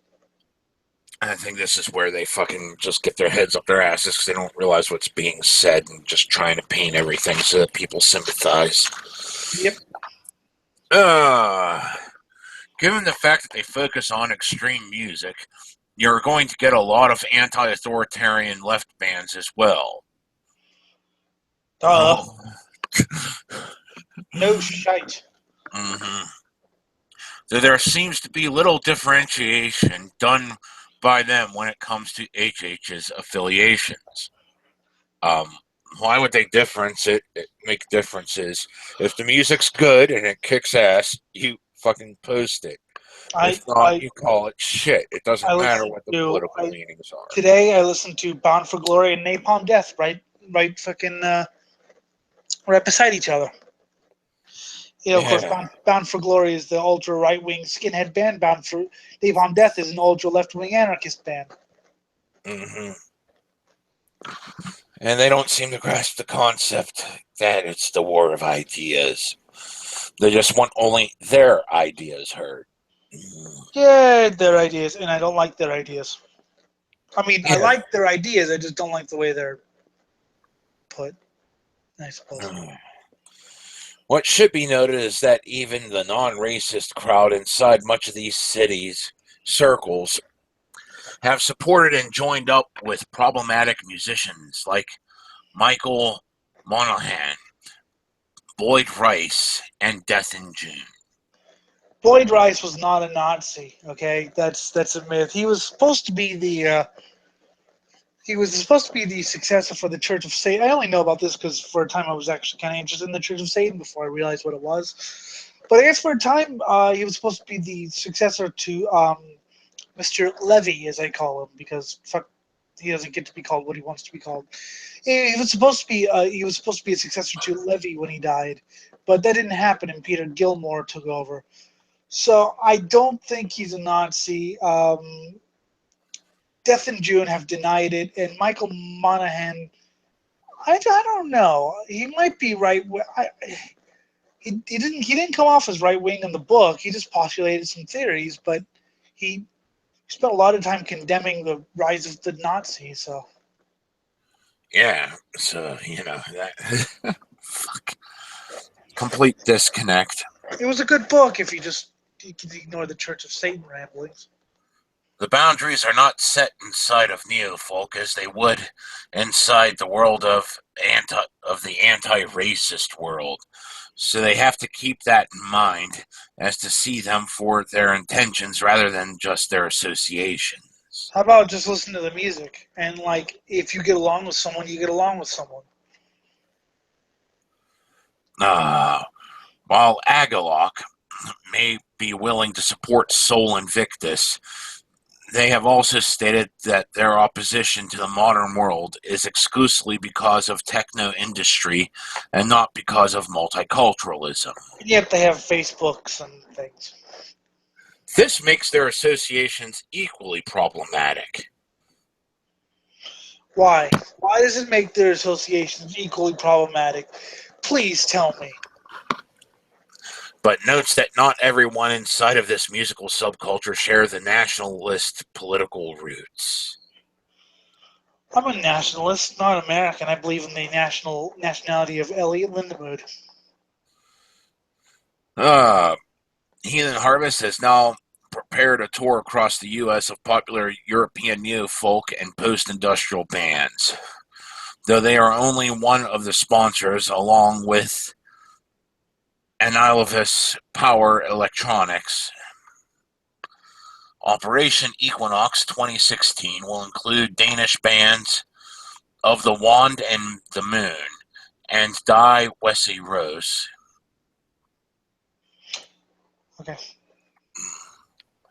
The US-based Blood and Sun and Viral Jaeger, Destroying Angel, and Scout Paraphilips. I hope it goes well. Blood and Sun also joined bands like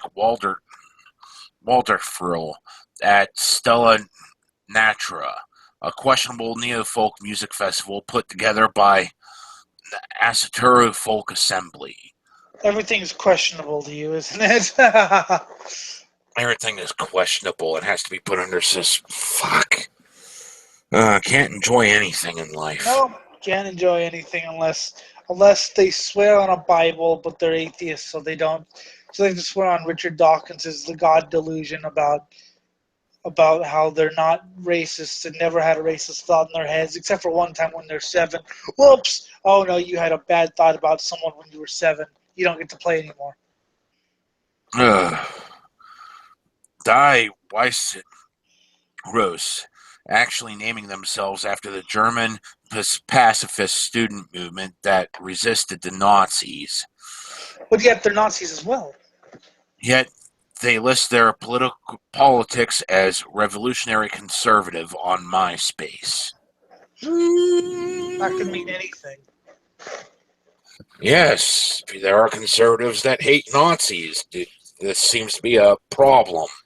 Well, also, For them to comprehend. I once listed my political views as, I believe I said, like a Nazi anarchist communist. And people would ask, what the hell does that mean? I'm like, I just wanted to pick things that would make people think. Of No, the I'm sorry. one, It was a fascist, anarchist, Nazi communist. of the Wand and the Moon, the project of Kim Larson has often gotten painted with the same brush because of their focus on romanticism and runes. Okay. And while there is not strong indications from his music, his use of fascist symbols.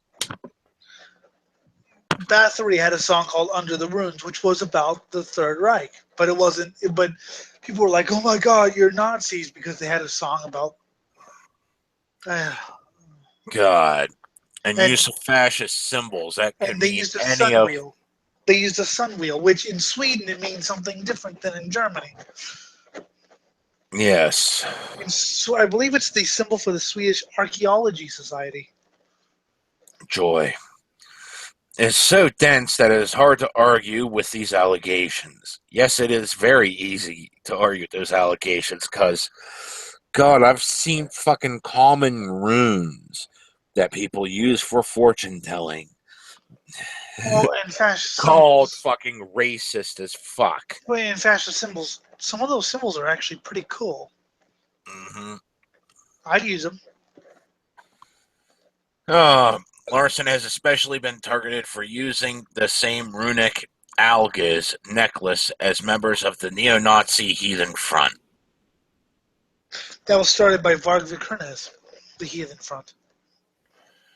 And what's wrong with using a rune as a necklace? Well, it's in association with the Heathen Front. Guilt by association, yes, yes. Yep. With situations like this, it is quite difficult to determine exactly how to approach it. Listen to the fucking music. Yes. As well as his collaborations and complications with bands like Death in June, which I keep bringing up, and you said they said that they're not Nazis. I'll take them at word for that. Yeah. What this says very clearly is that even if Larson does not hold racial ideas, he is certainly not an ally to the aims of anti-fascist progress and standards, which is apparently fascism in the name against fascism. Jim, are you an ally to anti-fascist progress and standards? God, what does this fucking... Oh, man. I mean, McCarthyism is reborn.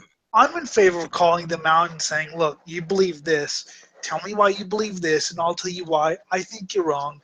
You can rebuttal if you want. This is anti-fascist McCarthyism. This is anti-fascist fascism. Yes. But McCarthyism, because this just looks like the McCarthyistic Inquisitions. Have you ever had leanings of fascism? Yeah, thanks. You stole my bit. Fuck! Chaz, we need more death devices. Draw some up now. I want to see the diagrams on my desk Monday morning. Right, another death device. Okay. Right. I'm thinking something that needs to deliver something acid. I think we need something with acid. Now, obviously, the first instinct is to say maybe a fireman's hose or a water cannon with acid, but I don't think that's good enough. I think, those planes that they use to put out forest fires? Yes! Or a crop duster? I was Just thinking the same crop dust thing. them with acid? Yes, good. Anyways. Or do you know what you do? You take a steamroller and you take that big wheel and you take, maybe a blowtorch, and you cut it into like a lawnmower blade and sharpen it. And if you need to, put extra bladed on it. Just drive and then forward. just drive over them. I like how blades of the only grass. time Chaz talks is when he has something to say about death. Maybe he's more of a sociopath than I thought. That would be glorious. Anyways, here's the problem with the ideas here.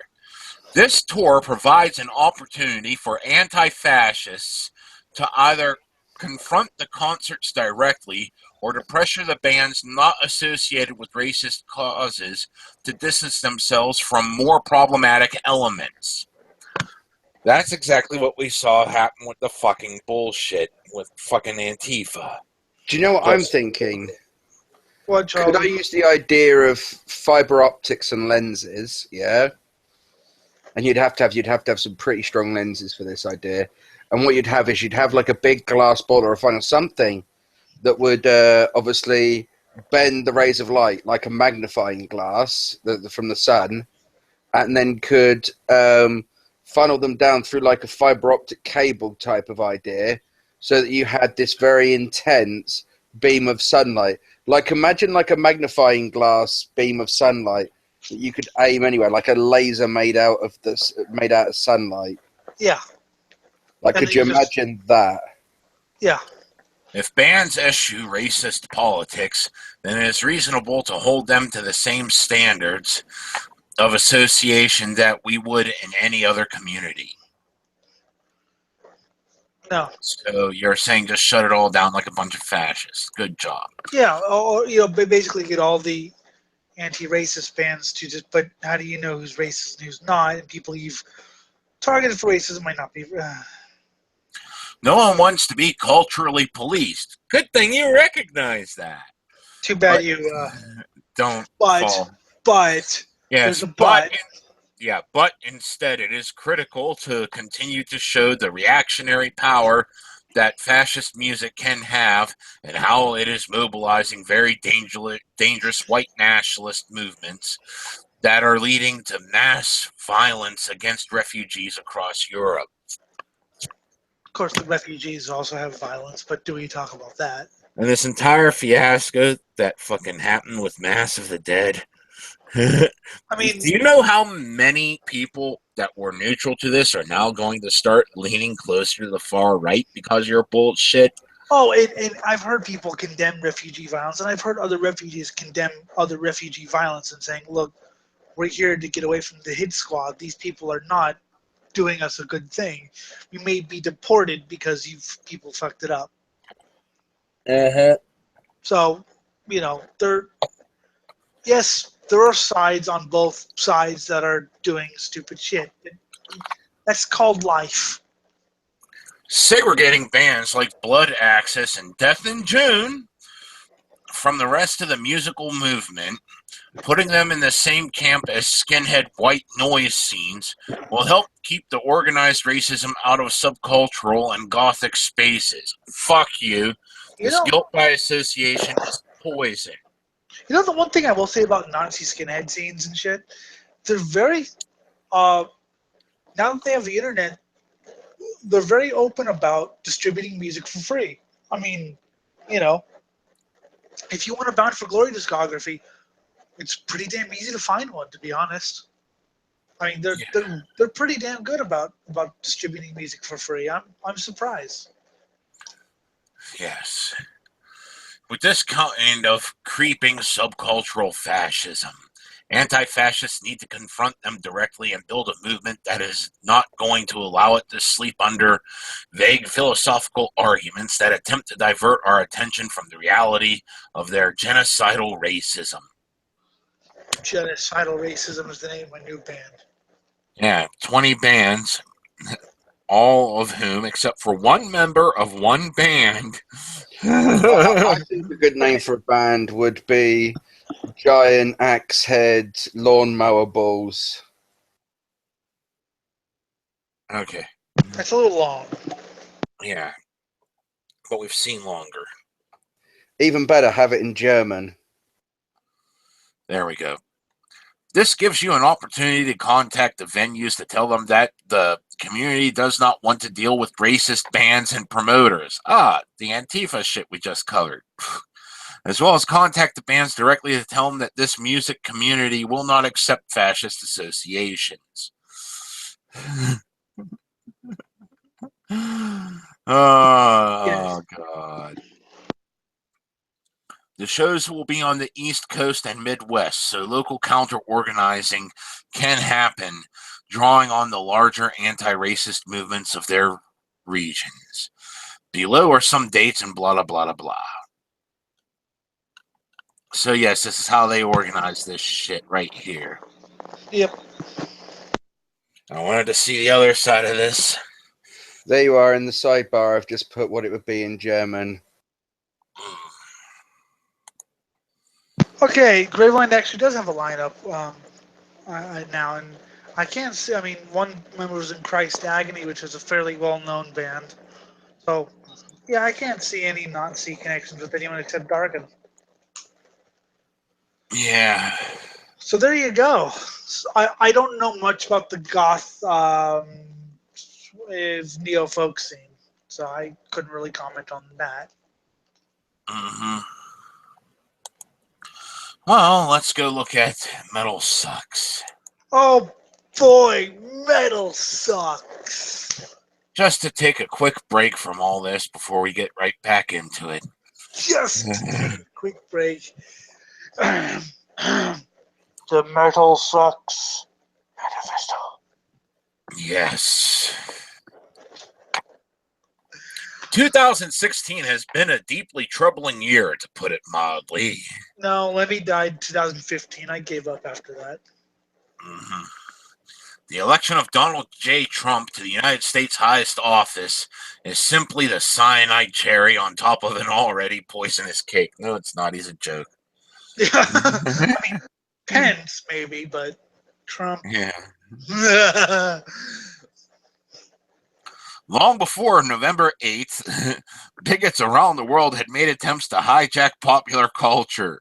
What bigots? Like the fucking Antifa? Oh, no, you're on the same side as them. Yes, yeah. Not the bigots we're thinking of, Jimmy. Yes. Complaining loudly and often violently about women and minorities taking lead roles in film, video game culture, comic book storylines. That wasn't the point about the Ghostbusters thing. That wasn't, I mean... It was the... God. If they want to write something... I mean, my mother is a huge fan of Ocean's 11. Okay? And even she was like, why are they making a woman version of Ocean's 11? Why don't they make men and women, cooperating, coexisting? Yes. I mean... let's bitch about women in video game culture. Oh, what about Laura Croft? Or how about, what's her name from the King's Quest series, who fucking designed the whole damn fucking spiel and only just recently handed off the reins. I mean, fucking shit. Do you even look at the shit that's been accepted beforehand and you're not realizing it's not about these people fucking coming in? It's about the fact that you're trying to cram idiocy down our throats and we don't want said idiocy? The Lara Croft thing, of course, she was from Tomb Raider, and they even had a woman do one of the most recent ones. Actually, it was Terry Pratchett's granddaughter or niece was involved in making the first of the new sort of reboot Tomb Raiders. Was involved in the writing and the art and stylizing choices, and she's a notorious feminist. But it wasn't that preachy, though, I don't think. And of course, no, it was just trying to sell a story. I mean, there is a scene in it where, some guy gets a little bit sort of rapey with her, but I mean, it's kind of like she crushes him up against. She's crushed up against the wall. And, she manages to escape when this guy is shot, so... But I mean, it's not, she stops every 10 minutes to say how toxic masculinity. Oh, not at all. It's not really concerned about that, because that's not what would be actually going on in the story. Yeah, exactly, but that's what I'm saying. But that's what these metal sucks people want, is they want like the Ghostbusters thing was. It wasn't that it was an all women. First of all, if I was a woman, which I'm not, uh, I don't think. No, I would feel kind of gypped that it's a reboot. They're not going to make it their own story. They're just going to reboot a franchise. And second They're of all, just trying to be men. That's all. All that brand of feminism is women just trying to be men. and second of all, the whole point was that it was, oh my god, women. It wasn't that it was a Ghostbusting team that just happened to be female. Like Christina Nielsen racing cars just happens to be female. Oh, and a fucking good driver. Amy Women Yeah, they try and sell it on this victim culture. Yeah. And Anyways, we got all this complaining loudly and often violently about women, minorities taking, and all these other things, and of course, music. What? No fucking promotions for Derketa or Stone Vengeance? Well, or Stone Vent, or fucking Adoria, or Funeris, or Dark and Nocturne Slaughter Cult. I mean, Doro gets a pass because she's just been around for 32 years. You know, she can do whatever she wants. Oh, God. We've experienced this for ourselves, pushing complete bullshit over the past year, time and time again, having met with derision and physical threats against both the staff of Metal Sucks and our families for such crimes as daring to point out when metal musicians make hateful comments or endorse a demagogue. Why does it matter if a metal fan makes... You haven't been part of the scene. Do you even realize we've only been sort of kind of friends for like the past year or so? Do they even realize that death threats to each other is how we communicate, Elliot? Yeah, I'm going to mutilate you slowly and painfully. And that means good morning. How are you? Yes, I'm going to put shards of broken glass in your testicles. You got a problem with that? I'll shove them up your ass if you do. And that means hope you have a good day. Exactly.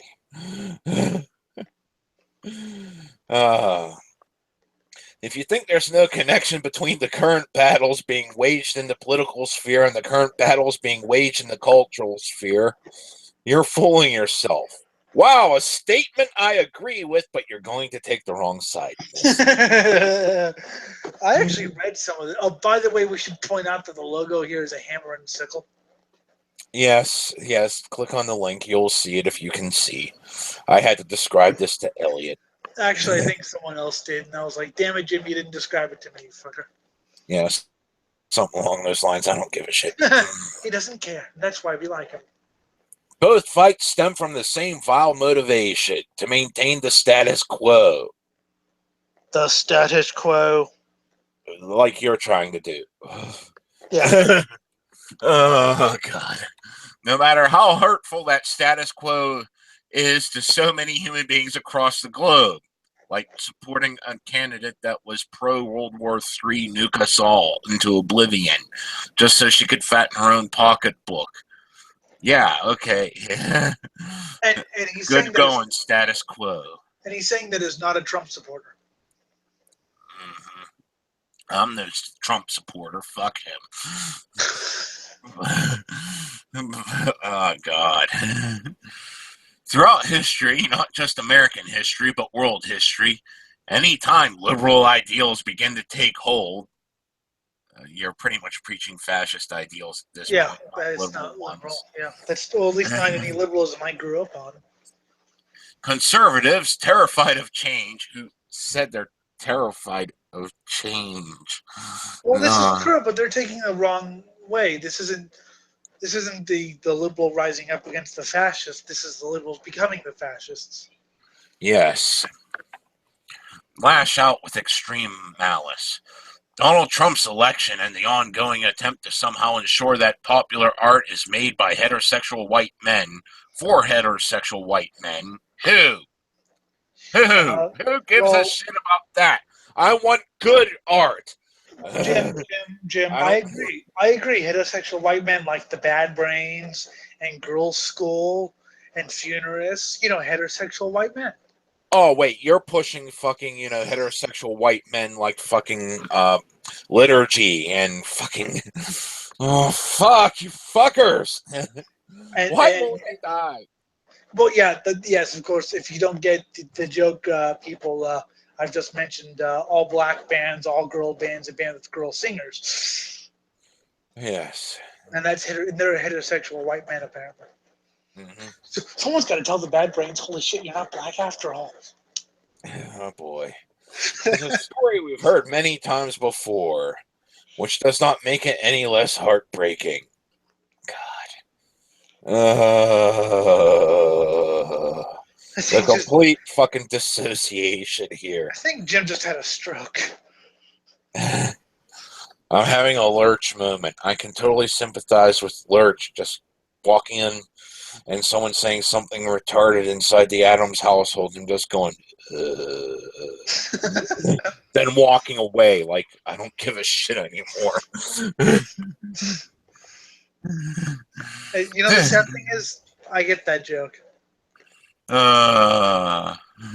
This being the case, it is a time for all of us, to decide what we want metal to be. I want metal to be good. I want metal to be good. I do not want that fucking transcendental black metal manifesto anywhere near my metal. You just shove it up your ass. If you're an Antifa member and you can make some good metal, go ahead. I'll listen to it. Yes, but your fucking actions are despicable. Do we want the genre, which has deep roots in its proletariat ideals and political protest, to represent a voice of the legitimately disenfranchised? Political protests like Venom. Or a voice for insecurity-fueled intolerance, like most of what metal sucks publishes. Yes. Insecurity-fueled intolerance to anything that differs from... What the fuck? Zero introspection! Introspection is the cornerstone of being a metalhead. What posers is this? I want metal to sound good and to make me feel things. I don't know what, happiness or anger or whatever, depending on what genre of metal. Or complete hopelessness and despair. Yes, that too. But I want metal to be good. I don't want to listen to Liturgy or Death Heaven or Alcest or anyway. Do we want the music we all love to unite us or divide us?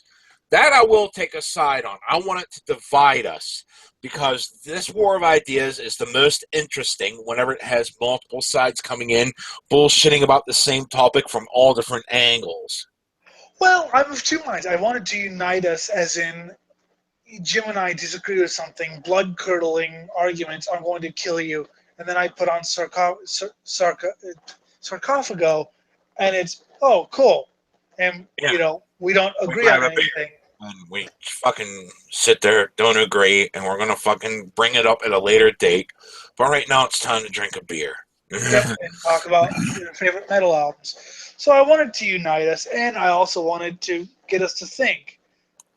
Because so, I the other thing is to say here that you want it to do both, unite and divide us. Yeah, because I've talked to people who I hate, loathe. I've talked to fucking Mathis and Kelly, and they've given me good music. Fuck,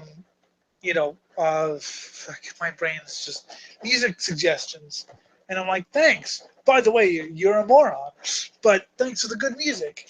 And we'll put it here, Elliot has changed my mind. I agree. I want both of those now. To unite and divide us simultaneously. Yeah, I mean, look at that anti-elitist metalhead guy. Even though he left because he's a little bitch, we still agreed on metal and shit. We still had conversations about, oh, I like this band, I like this band. Even the communists. You remember, Jim, the communists. We stopped.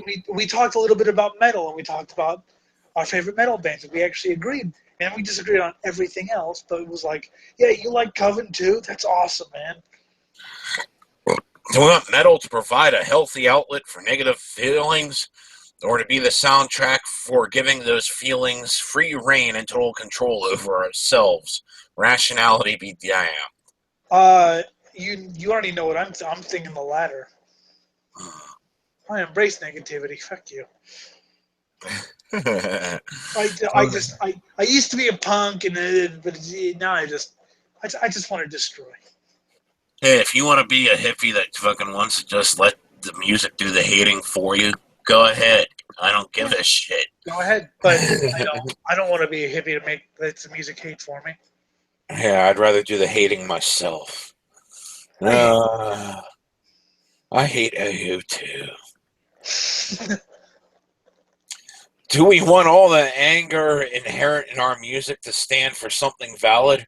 Or do you want to simply be whining the whining complaints of those stuck in a state of arrested development? Like liturgy? Or like you? Yeah. Like I the want entirety of mental sucks, yes. I'm not. I don't. I mean, I don't have any political really strong opinions. I just mainly like to dismantle political beliefs. People who say Hillary's going to save us, Trump is going to save us, Bernie's going to save us. No, no, and no, and now you're going to cry. But there is no one true path to salvation. As anyone who claims to have the one true path to salvation will pave the path to hell. And by the way, Jim has the one true path to salvation. Yes, but at least I know that lies in hell. So it'll be one hell of a ride. No, but and seriously though, the thing is, I'd rather have my music hate everything, not just the situation. Hate the fact that we got up in the morning. Hate the fact that you're breathing. Yes, I often ask myself, why are they still breathing? Well, I ask myself, why are you still breathing? Yes, I do that too. We want to be clear about what we stand for here at Metal Sucks. Here we go. With that in mind, we hereby present our manifesto. The idiots are on parade. We have never been an unbiased media outlet, nor do we plan ever to become one. Fine. That works for me. It's just your biases are idiotic. However, we will call you out if you... Okay, you said it for me. Shut up. Those biases extend beyond the opinions of the bands and musicians we cover. We believe in progressive liberal values, not the right kind of liberal. Yeah, no. And we will wear those values on our sleeves through our writing. Yes, you have Black Lives Matter on your website. Mm-hmm. This website's coverage extends beyond simply metal and beyond simply music. Usually knee deep in bullshit, but okay. I have to admit, like, when I first saw the site, I was like, wait, why are they called Metal Sucks? You know? Yeah, the moment I saw the title, that's when I instantly ignored them.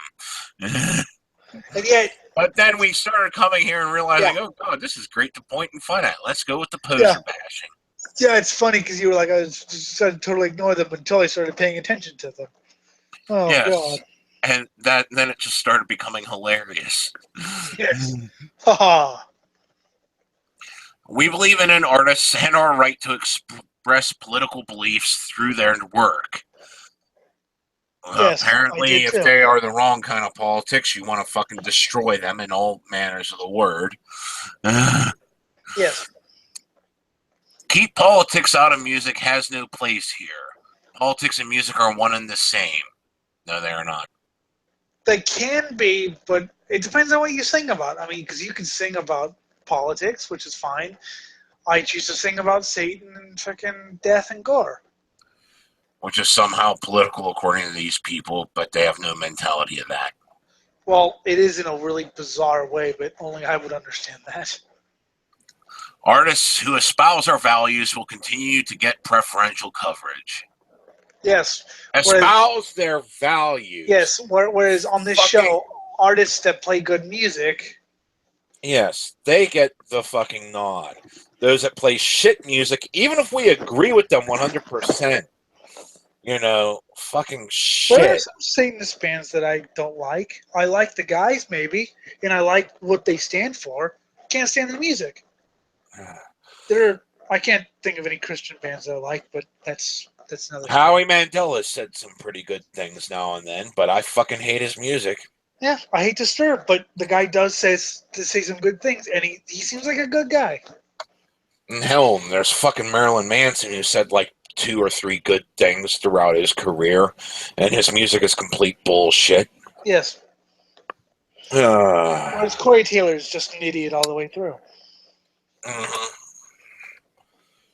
Artists who actively do not espouse our values will continue to get called out for it. And you're not going to mention how good their music is. Yeah, because, well, I don't know if you ever noticed, but I know people who've been like diehard fans of this one band or whatever, but as soon as they step up, well, I never really liked them anyway. Really, dude, I saw you buy 3 of their shirts. Exactly. Fuck these bastards. Yeah, it's. But hey, I got a free shirt out of it because he didn't want it anymore. You are free. I think it was Marduk, and he's like, "Yeah, I never really liked." It's like, dude, you used to be the biggest fan. He's like, "Well, I don't like you anymore. Here, you want my shirt, my CDs? Okay." You are free to disagree with us. Please continue to do so tastefully and respectfully. Conversation is a good thing, as comments on our fucking thing actually boosts it and gets us more clicks. Yes. Well, I wouldn't mind having a Metal Sucks writer on the show.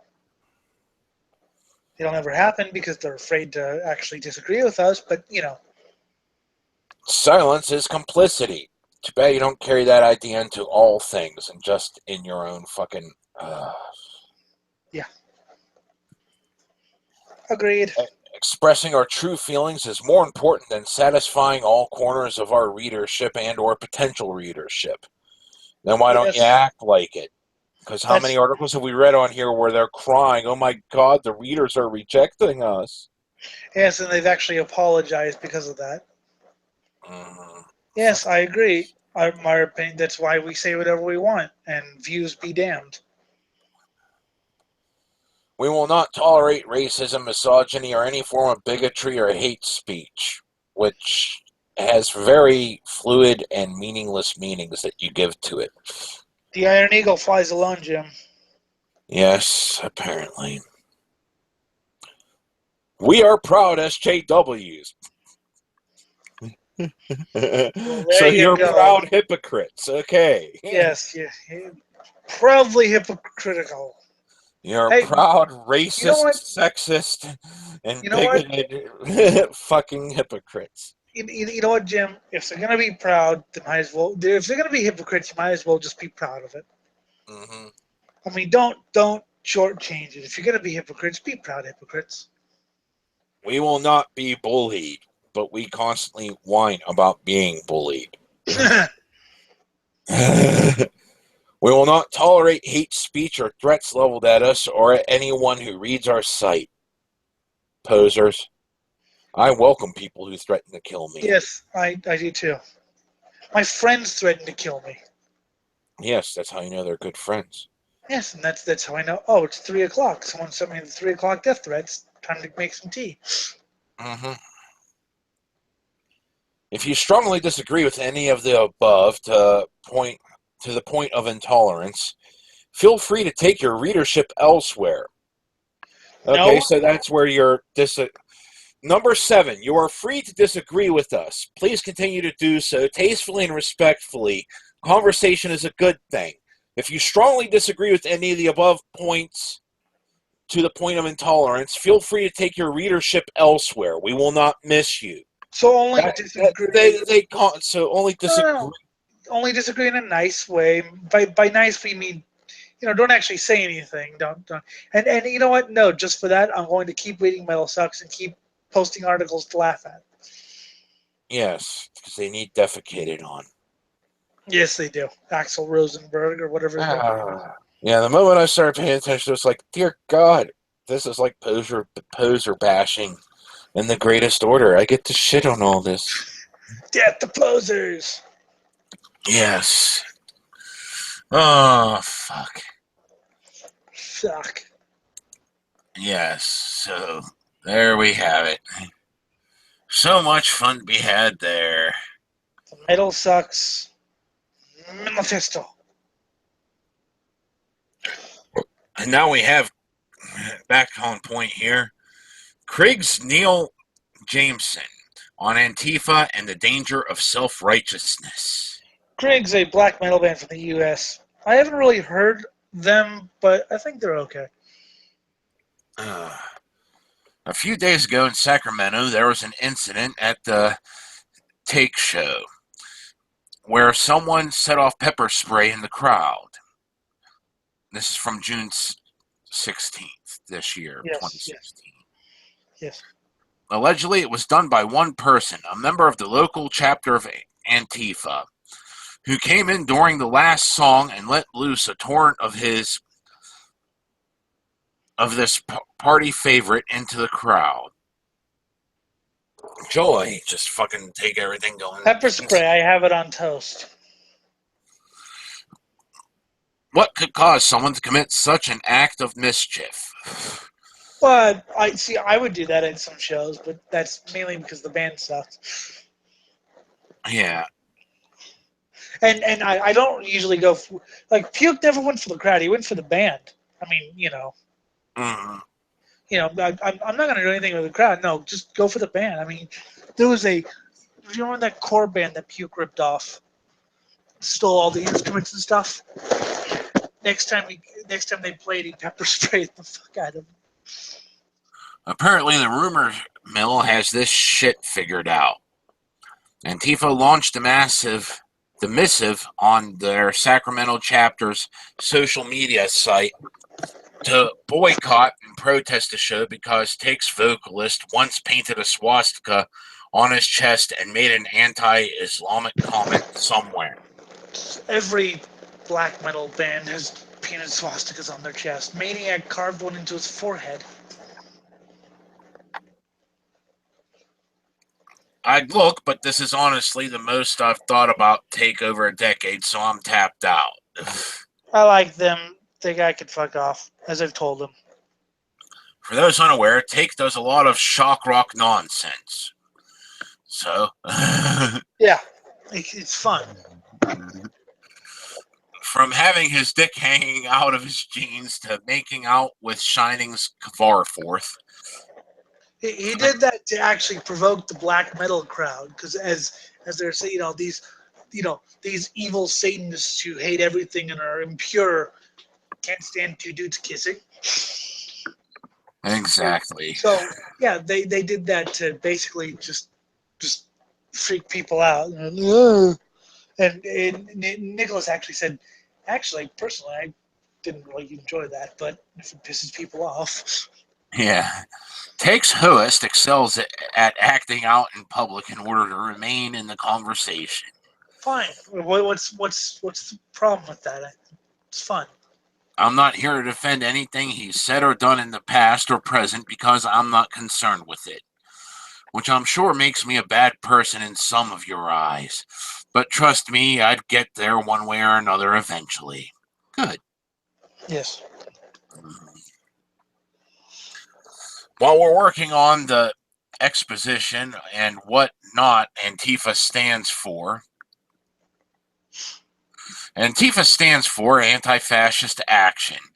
And for those who missed the first day of school, that means they're sitting on the far left side of things. Yes. They stand for such ideals as anti-racism, feminism, LGBT rights, among other social issues. This is LGBT, not LGBTQI, apparently.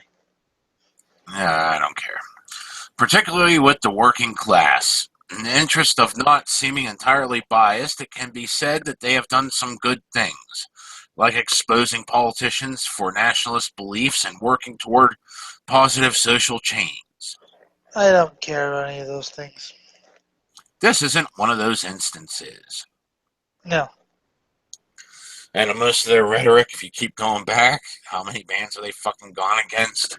Yep. Yeah, it's nothing but self-righteousness. Antifa is said to be trying to distance the organization from alleged self-starter. Seems to be working well. This isn't meant to be a conversation about politics and its place in metal. That's a much larger conversation for you to lose your shit on me in the comments section. Yay! Comment section. This is the condemnation of the act of one person who may or may not represent a whole, and the lack of thought behind it. What did we see at the fucking just cover? Yeah. I know this happened months after this article was published, but Yeah. still, I think it's more than just one person here. I think it's a lot of people. Uh-huh. By the way, I didn't know if you're gonna, so I didn't say anything. That's, I believe, the second Graveland show that's been canceled. There was one in the UK that was canceled as well due to protests. Yeah. These people just need to die by my they do. hand. Well, hey, don't take all of them.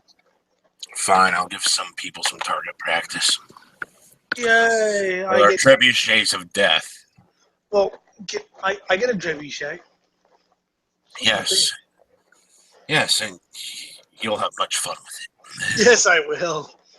After getting first-hand accounts from both people who were at the show as well as members of Wolfhammer, whom are currently touring with Take, the story plays out that a lone member snuck in through the back way, and in a show of courage unmatched by modern standards, this brave warrior honestly set off the pepper spray and then, like a mighty ninja, disappeared back into the night. I want a Wolfhammer. Probably feeling like Batman, except without any of the actual danger of, facing people you're fighting. That's a good one.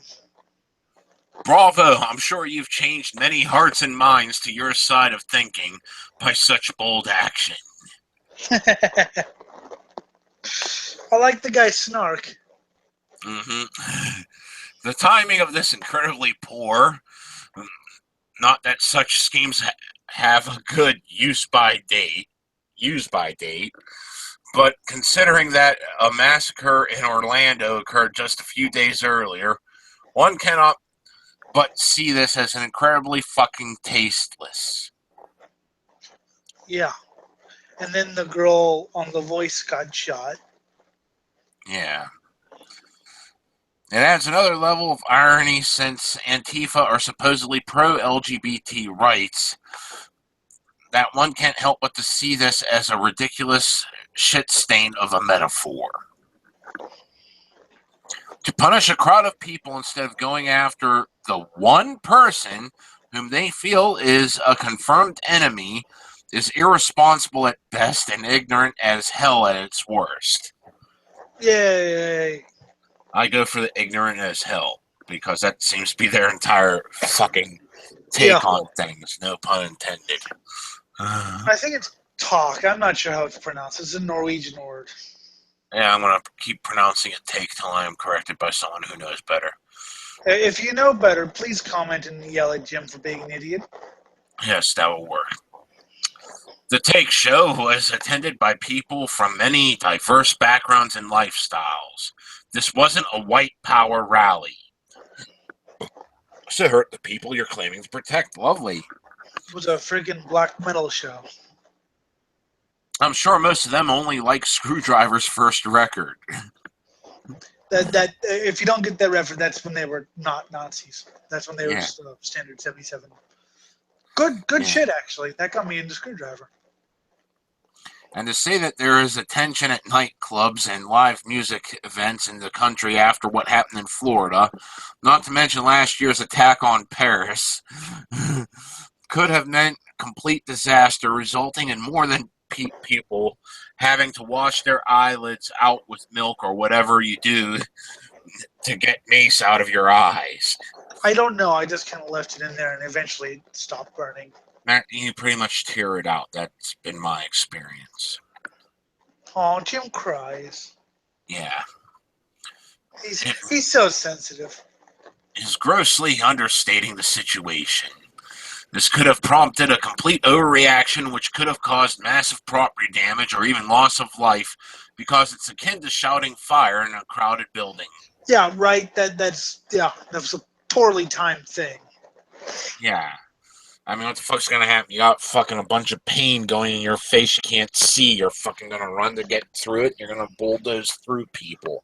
Well, yeah, and Yeah. people are gonna go, why is he running? Oh my God, maybe there's a shooter because there was just a shooter in Florida, and then they And start the running. stampede starts, and it starts trampling other people that have no idea what the fuck's going on to the ground. Have you seen those raves that they have in like Europe where there's a fucking stampede, 700 people die or some shit? I know I've not seen footage of it, but I've heard of it. Yeah, no, I've never, but I've heard of it. Yeah. The self-righteousness that went into this action definitely overshadowed any common sense. Oh, sounds like another show we just talked about. There was no common sense. I can't take credit for this, but someone said on my news feed that Antifa hate Nazis, but just gassed a room full of innocent people. Ah, it's like they're fascists or something. Mm-hmm. The shithead who's responsible for this should have his picture next to the definition of irony in the dictionary, but he's probably too busy patting himself on the back to pick up a book. Yay, patting yourself on the back. Oh, God. And before someone runs off and tells the guy who runs Eblertron to start writing letters and labels for how I'm a Nazi again, let's put on those critical thinking caps I know y'all have and look at this for a moment. This isn't in defense of host's alleged ranting or the picture of him with the swastika. I'm entirely for freedom of speech and expression, and I think it's one of the only principles this country was founded on that will always apply. Yes, the right to arm for militias is a bit out of date, despite the fact that people keep misinterpreting the Second Amendment. Don't care. Everyone should have nuclear weapons. Well, but they didn't say nuclear weapons; they just said arms. Nuclear weapons are a form of arms. I'm going to fucking choke you to death with my arms. And I will fucking fart on your face with my butt. That's mature. Yes. That's mature right there. But I'm also a firm believer that freedom of speech does not come without freedom from consequence. If you spout off something that someone finds grossly offensive, then don't be surprised if they don't shove your teeth down your throat. Yes, this is something that should happen. Yes. Wait, so I can shove your teeth down your throat, Jim? I will have to fucking shove your teeth down your throat first. But I don't have many teeth left. Oh, see, I still have 31 or so. Including one filling. But this really didn't hit its target, did it? Instead, it punished people who were there to see a few bands get drunk and possibly piss in their Uber on the ride home. And I've never done that. And it did it after the largest mass shooting this country has seen in our lifetimes. Yay. That's indefensible no matter how much you can argue about the perceived morality of the incident. I can't argue at the perceived morality of the incident. Mm-hmm. Antifa claims to be against oppression. That's a noble goal. But you're not winning hearts and minds by gassing a take show or going up and down the line at a Death in the June concert and beating the shit out of people. True. That isn't how you change people's minds. It's how you turn them against ever wanting to listen and be open to your point of view. True. Education and conversation are the only ways to truly change people's thoughts, and openness to patience and communicating.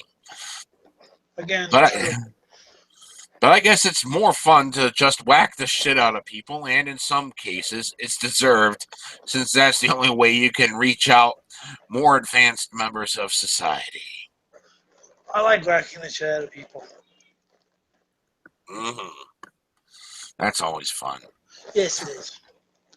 But overall, it's counterproductive. You're shitting the bed, but Instead of washing the sheets, you're setting the bed on fire.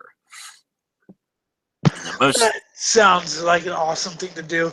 You shit your pants rather than how drunk would you have to be for that to be a real thing? Set the bed on fire. yes, How drunk would you have to be, Jim? pretty damn drunk. God, that needs to be a thing in Pathfinder. My character needs to shit the bed and set it on fire. There we go. In the most direct and blunt terms possible, you are using the methodology of those you're fighting. Besides self-righteousness, what makes you any better? Fascists against fascism. Yep. You're going after soft targets in an effort to show strength, but all it does is make you seem like the high school bully. I hope these kids' lunch money is worth it. Ha. That's funny. Yes, so pussies all over the place. Yes, agreed.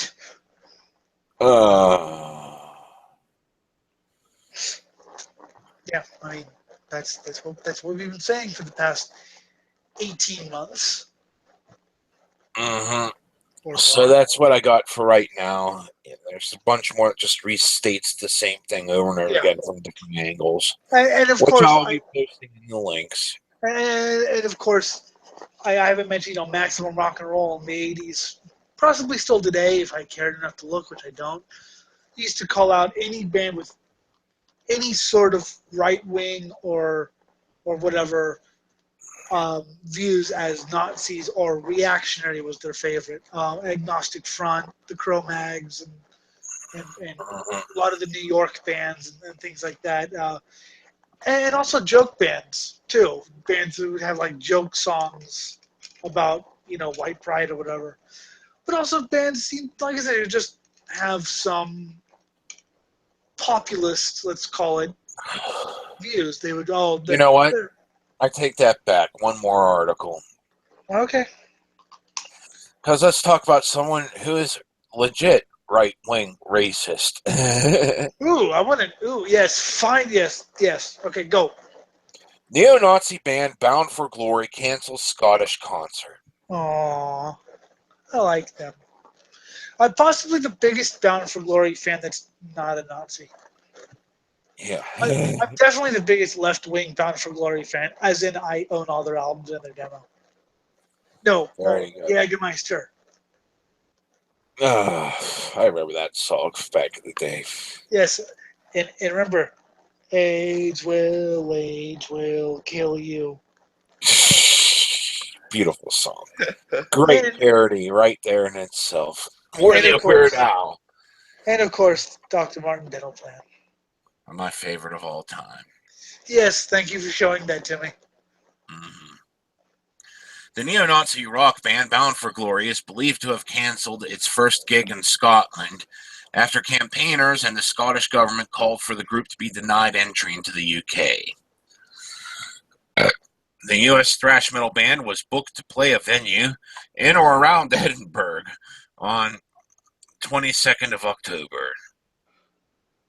I was fairly vocal to my friends about how I didn't agree with this. And they're like, what do you mean? I was like, well, it's called freedom of speech. Yeah. And as my friend from Sweden said, look, the really far right conservatives are on the rise in Sweden because no one listened to them and let them talk. So they had to get grassroots support, and now they're invading parliament. Uh-huh. Yeah. The further you push them out of the sphere, the fucking more likely they are to take over. And that's the fucking sad thing, because as we fucking bitched about for the past year, the more you try to fucking, oh god, the Yep. more you the less discussion you can actually have on a subject that's touchy, such as the mass immigration and fucking refugees and all this shit. What the problems that they cause as well as the problems that they endure. You know, We're only allowed to talk about the problems that they endure, but we're not allowed to talk about the problems that they cause. Ergo, more and more people are going to start going into the underground in order to speak about these things. And since you already pushed the Nazis into the underground, instead of letting them voice their opinion, it's going to slowly weed people into it. It's. I mean, why do you think Trump had the far right support? It's because people who may have had some sort of belief, but not a strong one, and we're just looking for someone to say, "Hey, look, I have this belief," and you know, if they were to say, "Look, I don't agree," blah blah blah, but they say, "No, don't talk to me about this." That's you know, so well, who can I talk to?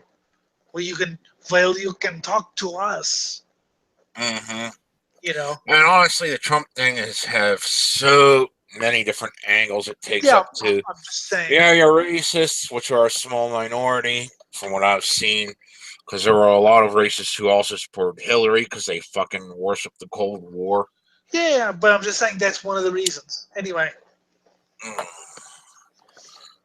But Nick Lowles, the founder of the anti-fascist group Hope Not Hate, confirmed that on Sunday evening, the concert's organizer emailed those who had bought tickets to tell them that the event had been canceled amid travel concerns. Yeah, well, because oh my God, Nazis. Yes, boo-hoo. I think they should get You going. know, if you actually let them speak in the mainstream, that means you can debate the ideas and show people where their idiocy is. Yes, I but mean, people. that's how I debated my friends. But I've had people go, well, no, they're beyond debate. You should just ignore them. And it's not to convert them, it's to let other people know what the idiocy entails. And if you do convert, then that's great. And if you don't, at least you stated your point. Yes. Just the whole point of a fucking debate. Yes. Hope Not Hate believed this would be the largest white power concert ever to take place in the country, attracting hundreds of skinheads and white supremacists from Scotland, England, and across Europe.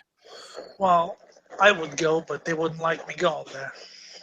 Yeah, because you're blind and they hate blindy. Oh, some do, but some of my Nazi people I talk to, you know, because they like music and shit, they're like, yeah, whatever.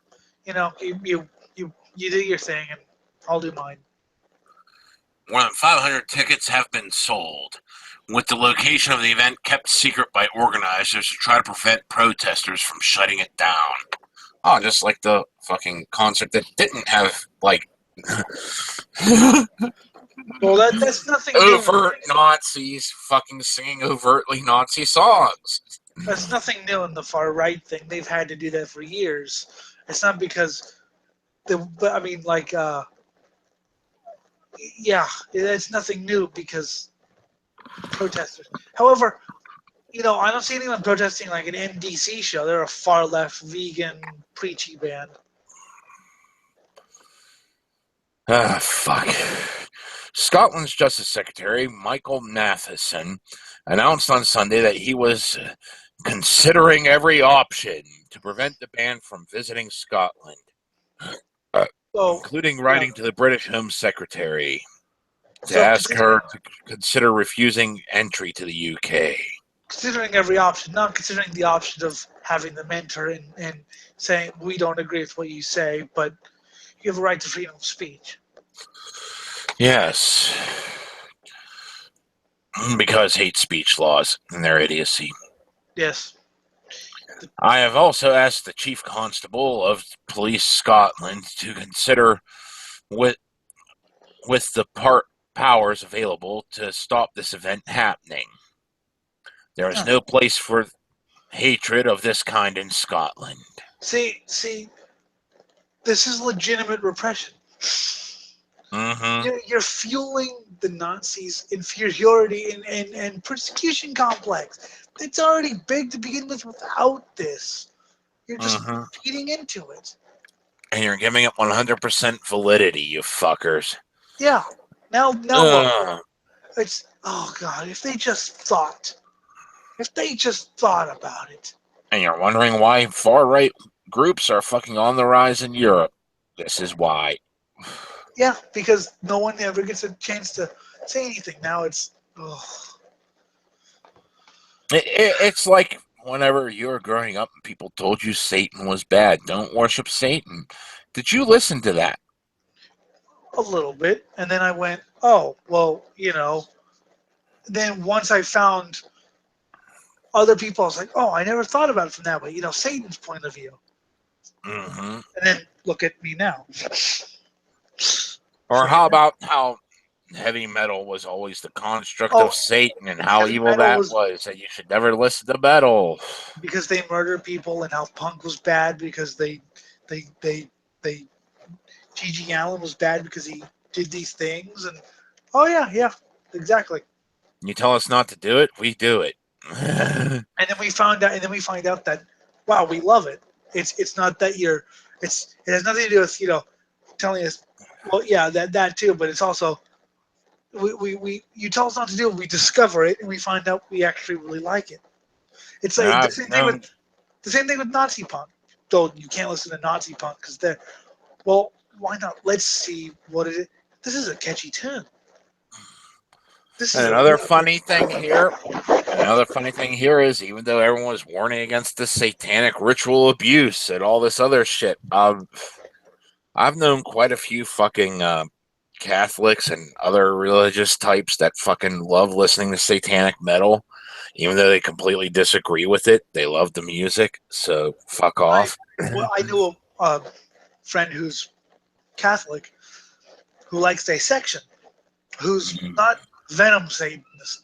They're very into it. They're anti-cosmic brand, and he's like, yeah, I don't necessarily agree with the lyrics, but he put thought into it. It wasn't just fuck nuns, Satan, 666. It was this really thought out. And he's like, and I like the music, and also the satanic ritual abuse. I mean, I abuse people, but it's not for satanic rituals. It's for fun. Yeah, I was talking about the shit that was happening in I my understand. era. I understand. I was being a little bitch. Yeah, I know you were being a little bitch, and I had to correct your little bitchiness. I'm gonna crack your skull on the floor. And I you know still what? love watching those police training videos, but guess what we're heading back to? Yep. You know what, Jim? If you keep this up, I'm gonna introduce you to the Dr. Martin dental plan. No, I'll introduce you first. Ooh. The Scottish National Party's Justice and Home Affairs spokesperson at Westminster, Joanna Cherry, was considering raising the issue Yeah. as an urgent question in the House of Commons on Monday. So we're going straight to fuck. Well, and Bound for Glory is getting mentioned a lot. Mm-hmm. I hope to play a couple songs. Knowles told The Guardian he had been fairly confident that the gig would be canceled after 1,700 people contacted their MPs and MSPs over the weekend, and the organizers of the event were reported to be increasingly concerned about losing money on the venture. So yeah, now you have people who understand that now they're actually being repressed. Mm-hmm. Enjoy. Yeah, enjoy. Reap what you sow. Mm-hmm. We had expected the Scottish government to step in, given the politics of SNP, which have always been very good on race. In Scotland, generally at the moment, there seems to be more of a public rejection of racism. Oh, okay, so let them play and let them go. Laddie, we don't necessarily agree with you. Or that was my Mm-hmm. bad Scottish accent. Chaz is laughing at. Yes. Laddie, I don't agree with you, but I'll play on me bagpipes and listen to eat me haggis. In her closing address to the SNP's conference in Glasgow on Saturday. Glasgow. Yeah. Glasgow. Yeah. The leader and First Minister, Nicola Sturgeon, talked of the uniting vision of an inclusive, prosperous, socially just, open, welcomingly, and outwardly looking country, which is falling apart at the seams. Yeah. Contrasting with the xenophobic rhetoric of Theresa May's government. Yeah, but come on, Theresa May's not as bad as whatever Trump will be. His cabinet isn't actually as bad as Theresa May, which is I find funny. Yeah. I mean, because it's funny because Trump is going more liberal in hiring more right wing guys to run his cabinet. By the way, did you see the David Duke thing? Uh, new interview on CNN with Bannon proves Jewish bias of the media. Yeah, I gotta see that. Yes, I love David Duke. So much fun to laugh at. Isn't he? It's like a great comedy act, and it only gets funnier whenever you realize he actually believes what he's saying. I still love he was running for governor of Louisiana or something of Louisiana. I think it was governor. And he was running against a notoriously corrupt. Um, now, David Duke would be something to someone to actually be afraid of if he's running for politician. If he's running for, because he's actually believes that crap. So people sent, but his opponent was so notoriously corrupt. People printed out bumper stickers saying, "Vote for the lizard, not the wizard," and "Vote for the crook. It's important." I just love the fact that the guy's a scumbag, but look at the opposition. Yeah. Fuck. See, I take David Duke more seriously than Donald Trump. Oh, I think this is where we're gonna end it. Everything is complete bullshit as always, and the universe needs a good defecating on. Yes, yes, it does. But yeah, I take David more seriously than Trump because he's actually been into this for 40 years or so. Whereas, you know. All right. This has been the Swine Brothers Show, episode 124 for the 28th of 11, November 2016. You can email us, well, me, at cosmicgodsdie@gmail.com. Facebook is Swine Brothers and Twitter SwineBros666. For the ultra quiet Charles, who's not my friend anymore. For the dyslexic Jim. I have been your host who hasn't done anything but talk, Elliot Lindemood. Oh, I don't know when the next show will be, but we'll see you later. We'll see you then. Bye bye. Toby isn't Toby without a good whip. That's my sling blade.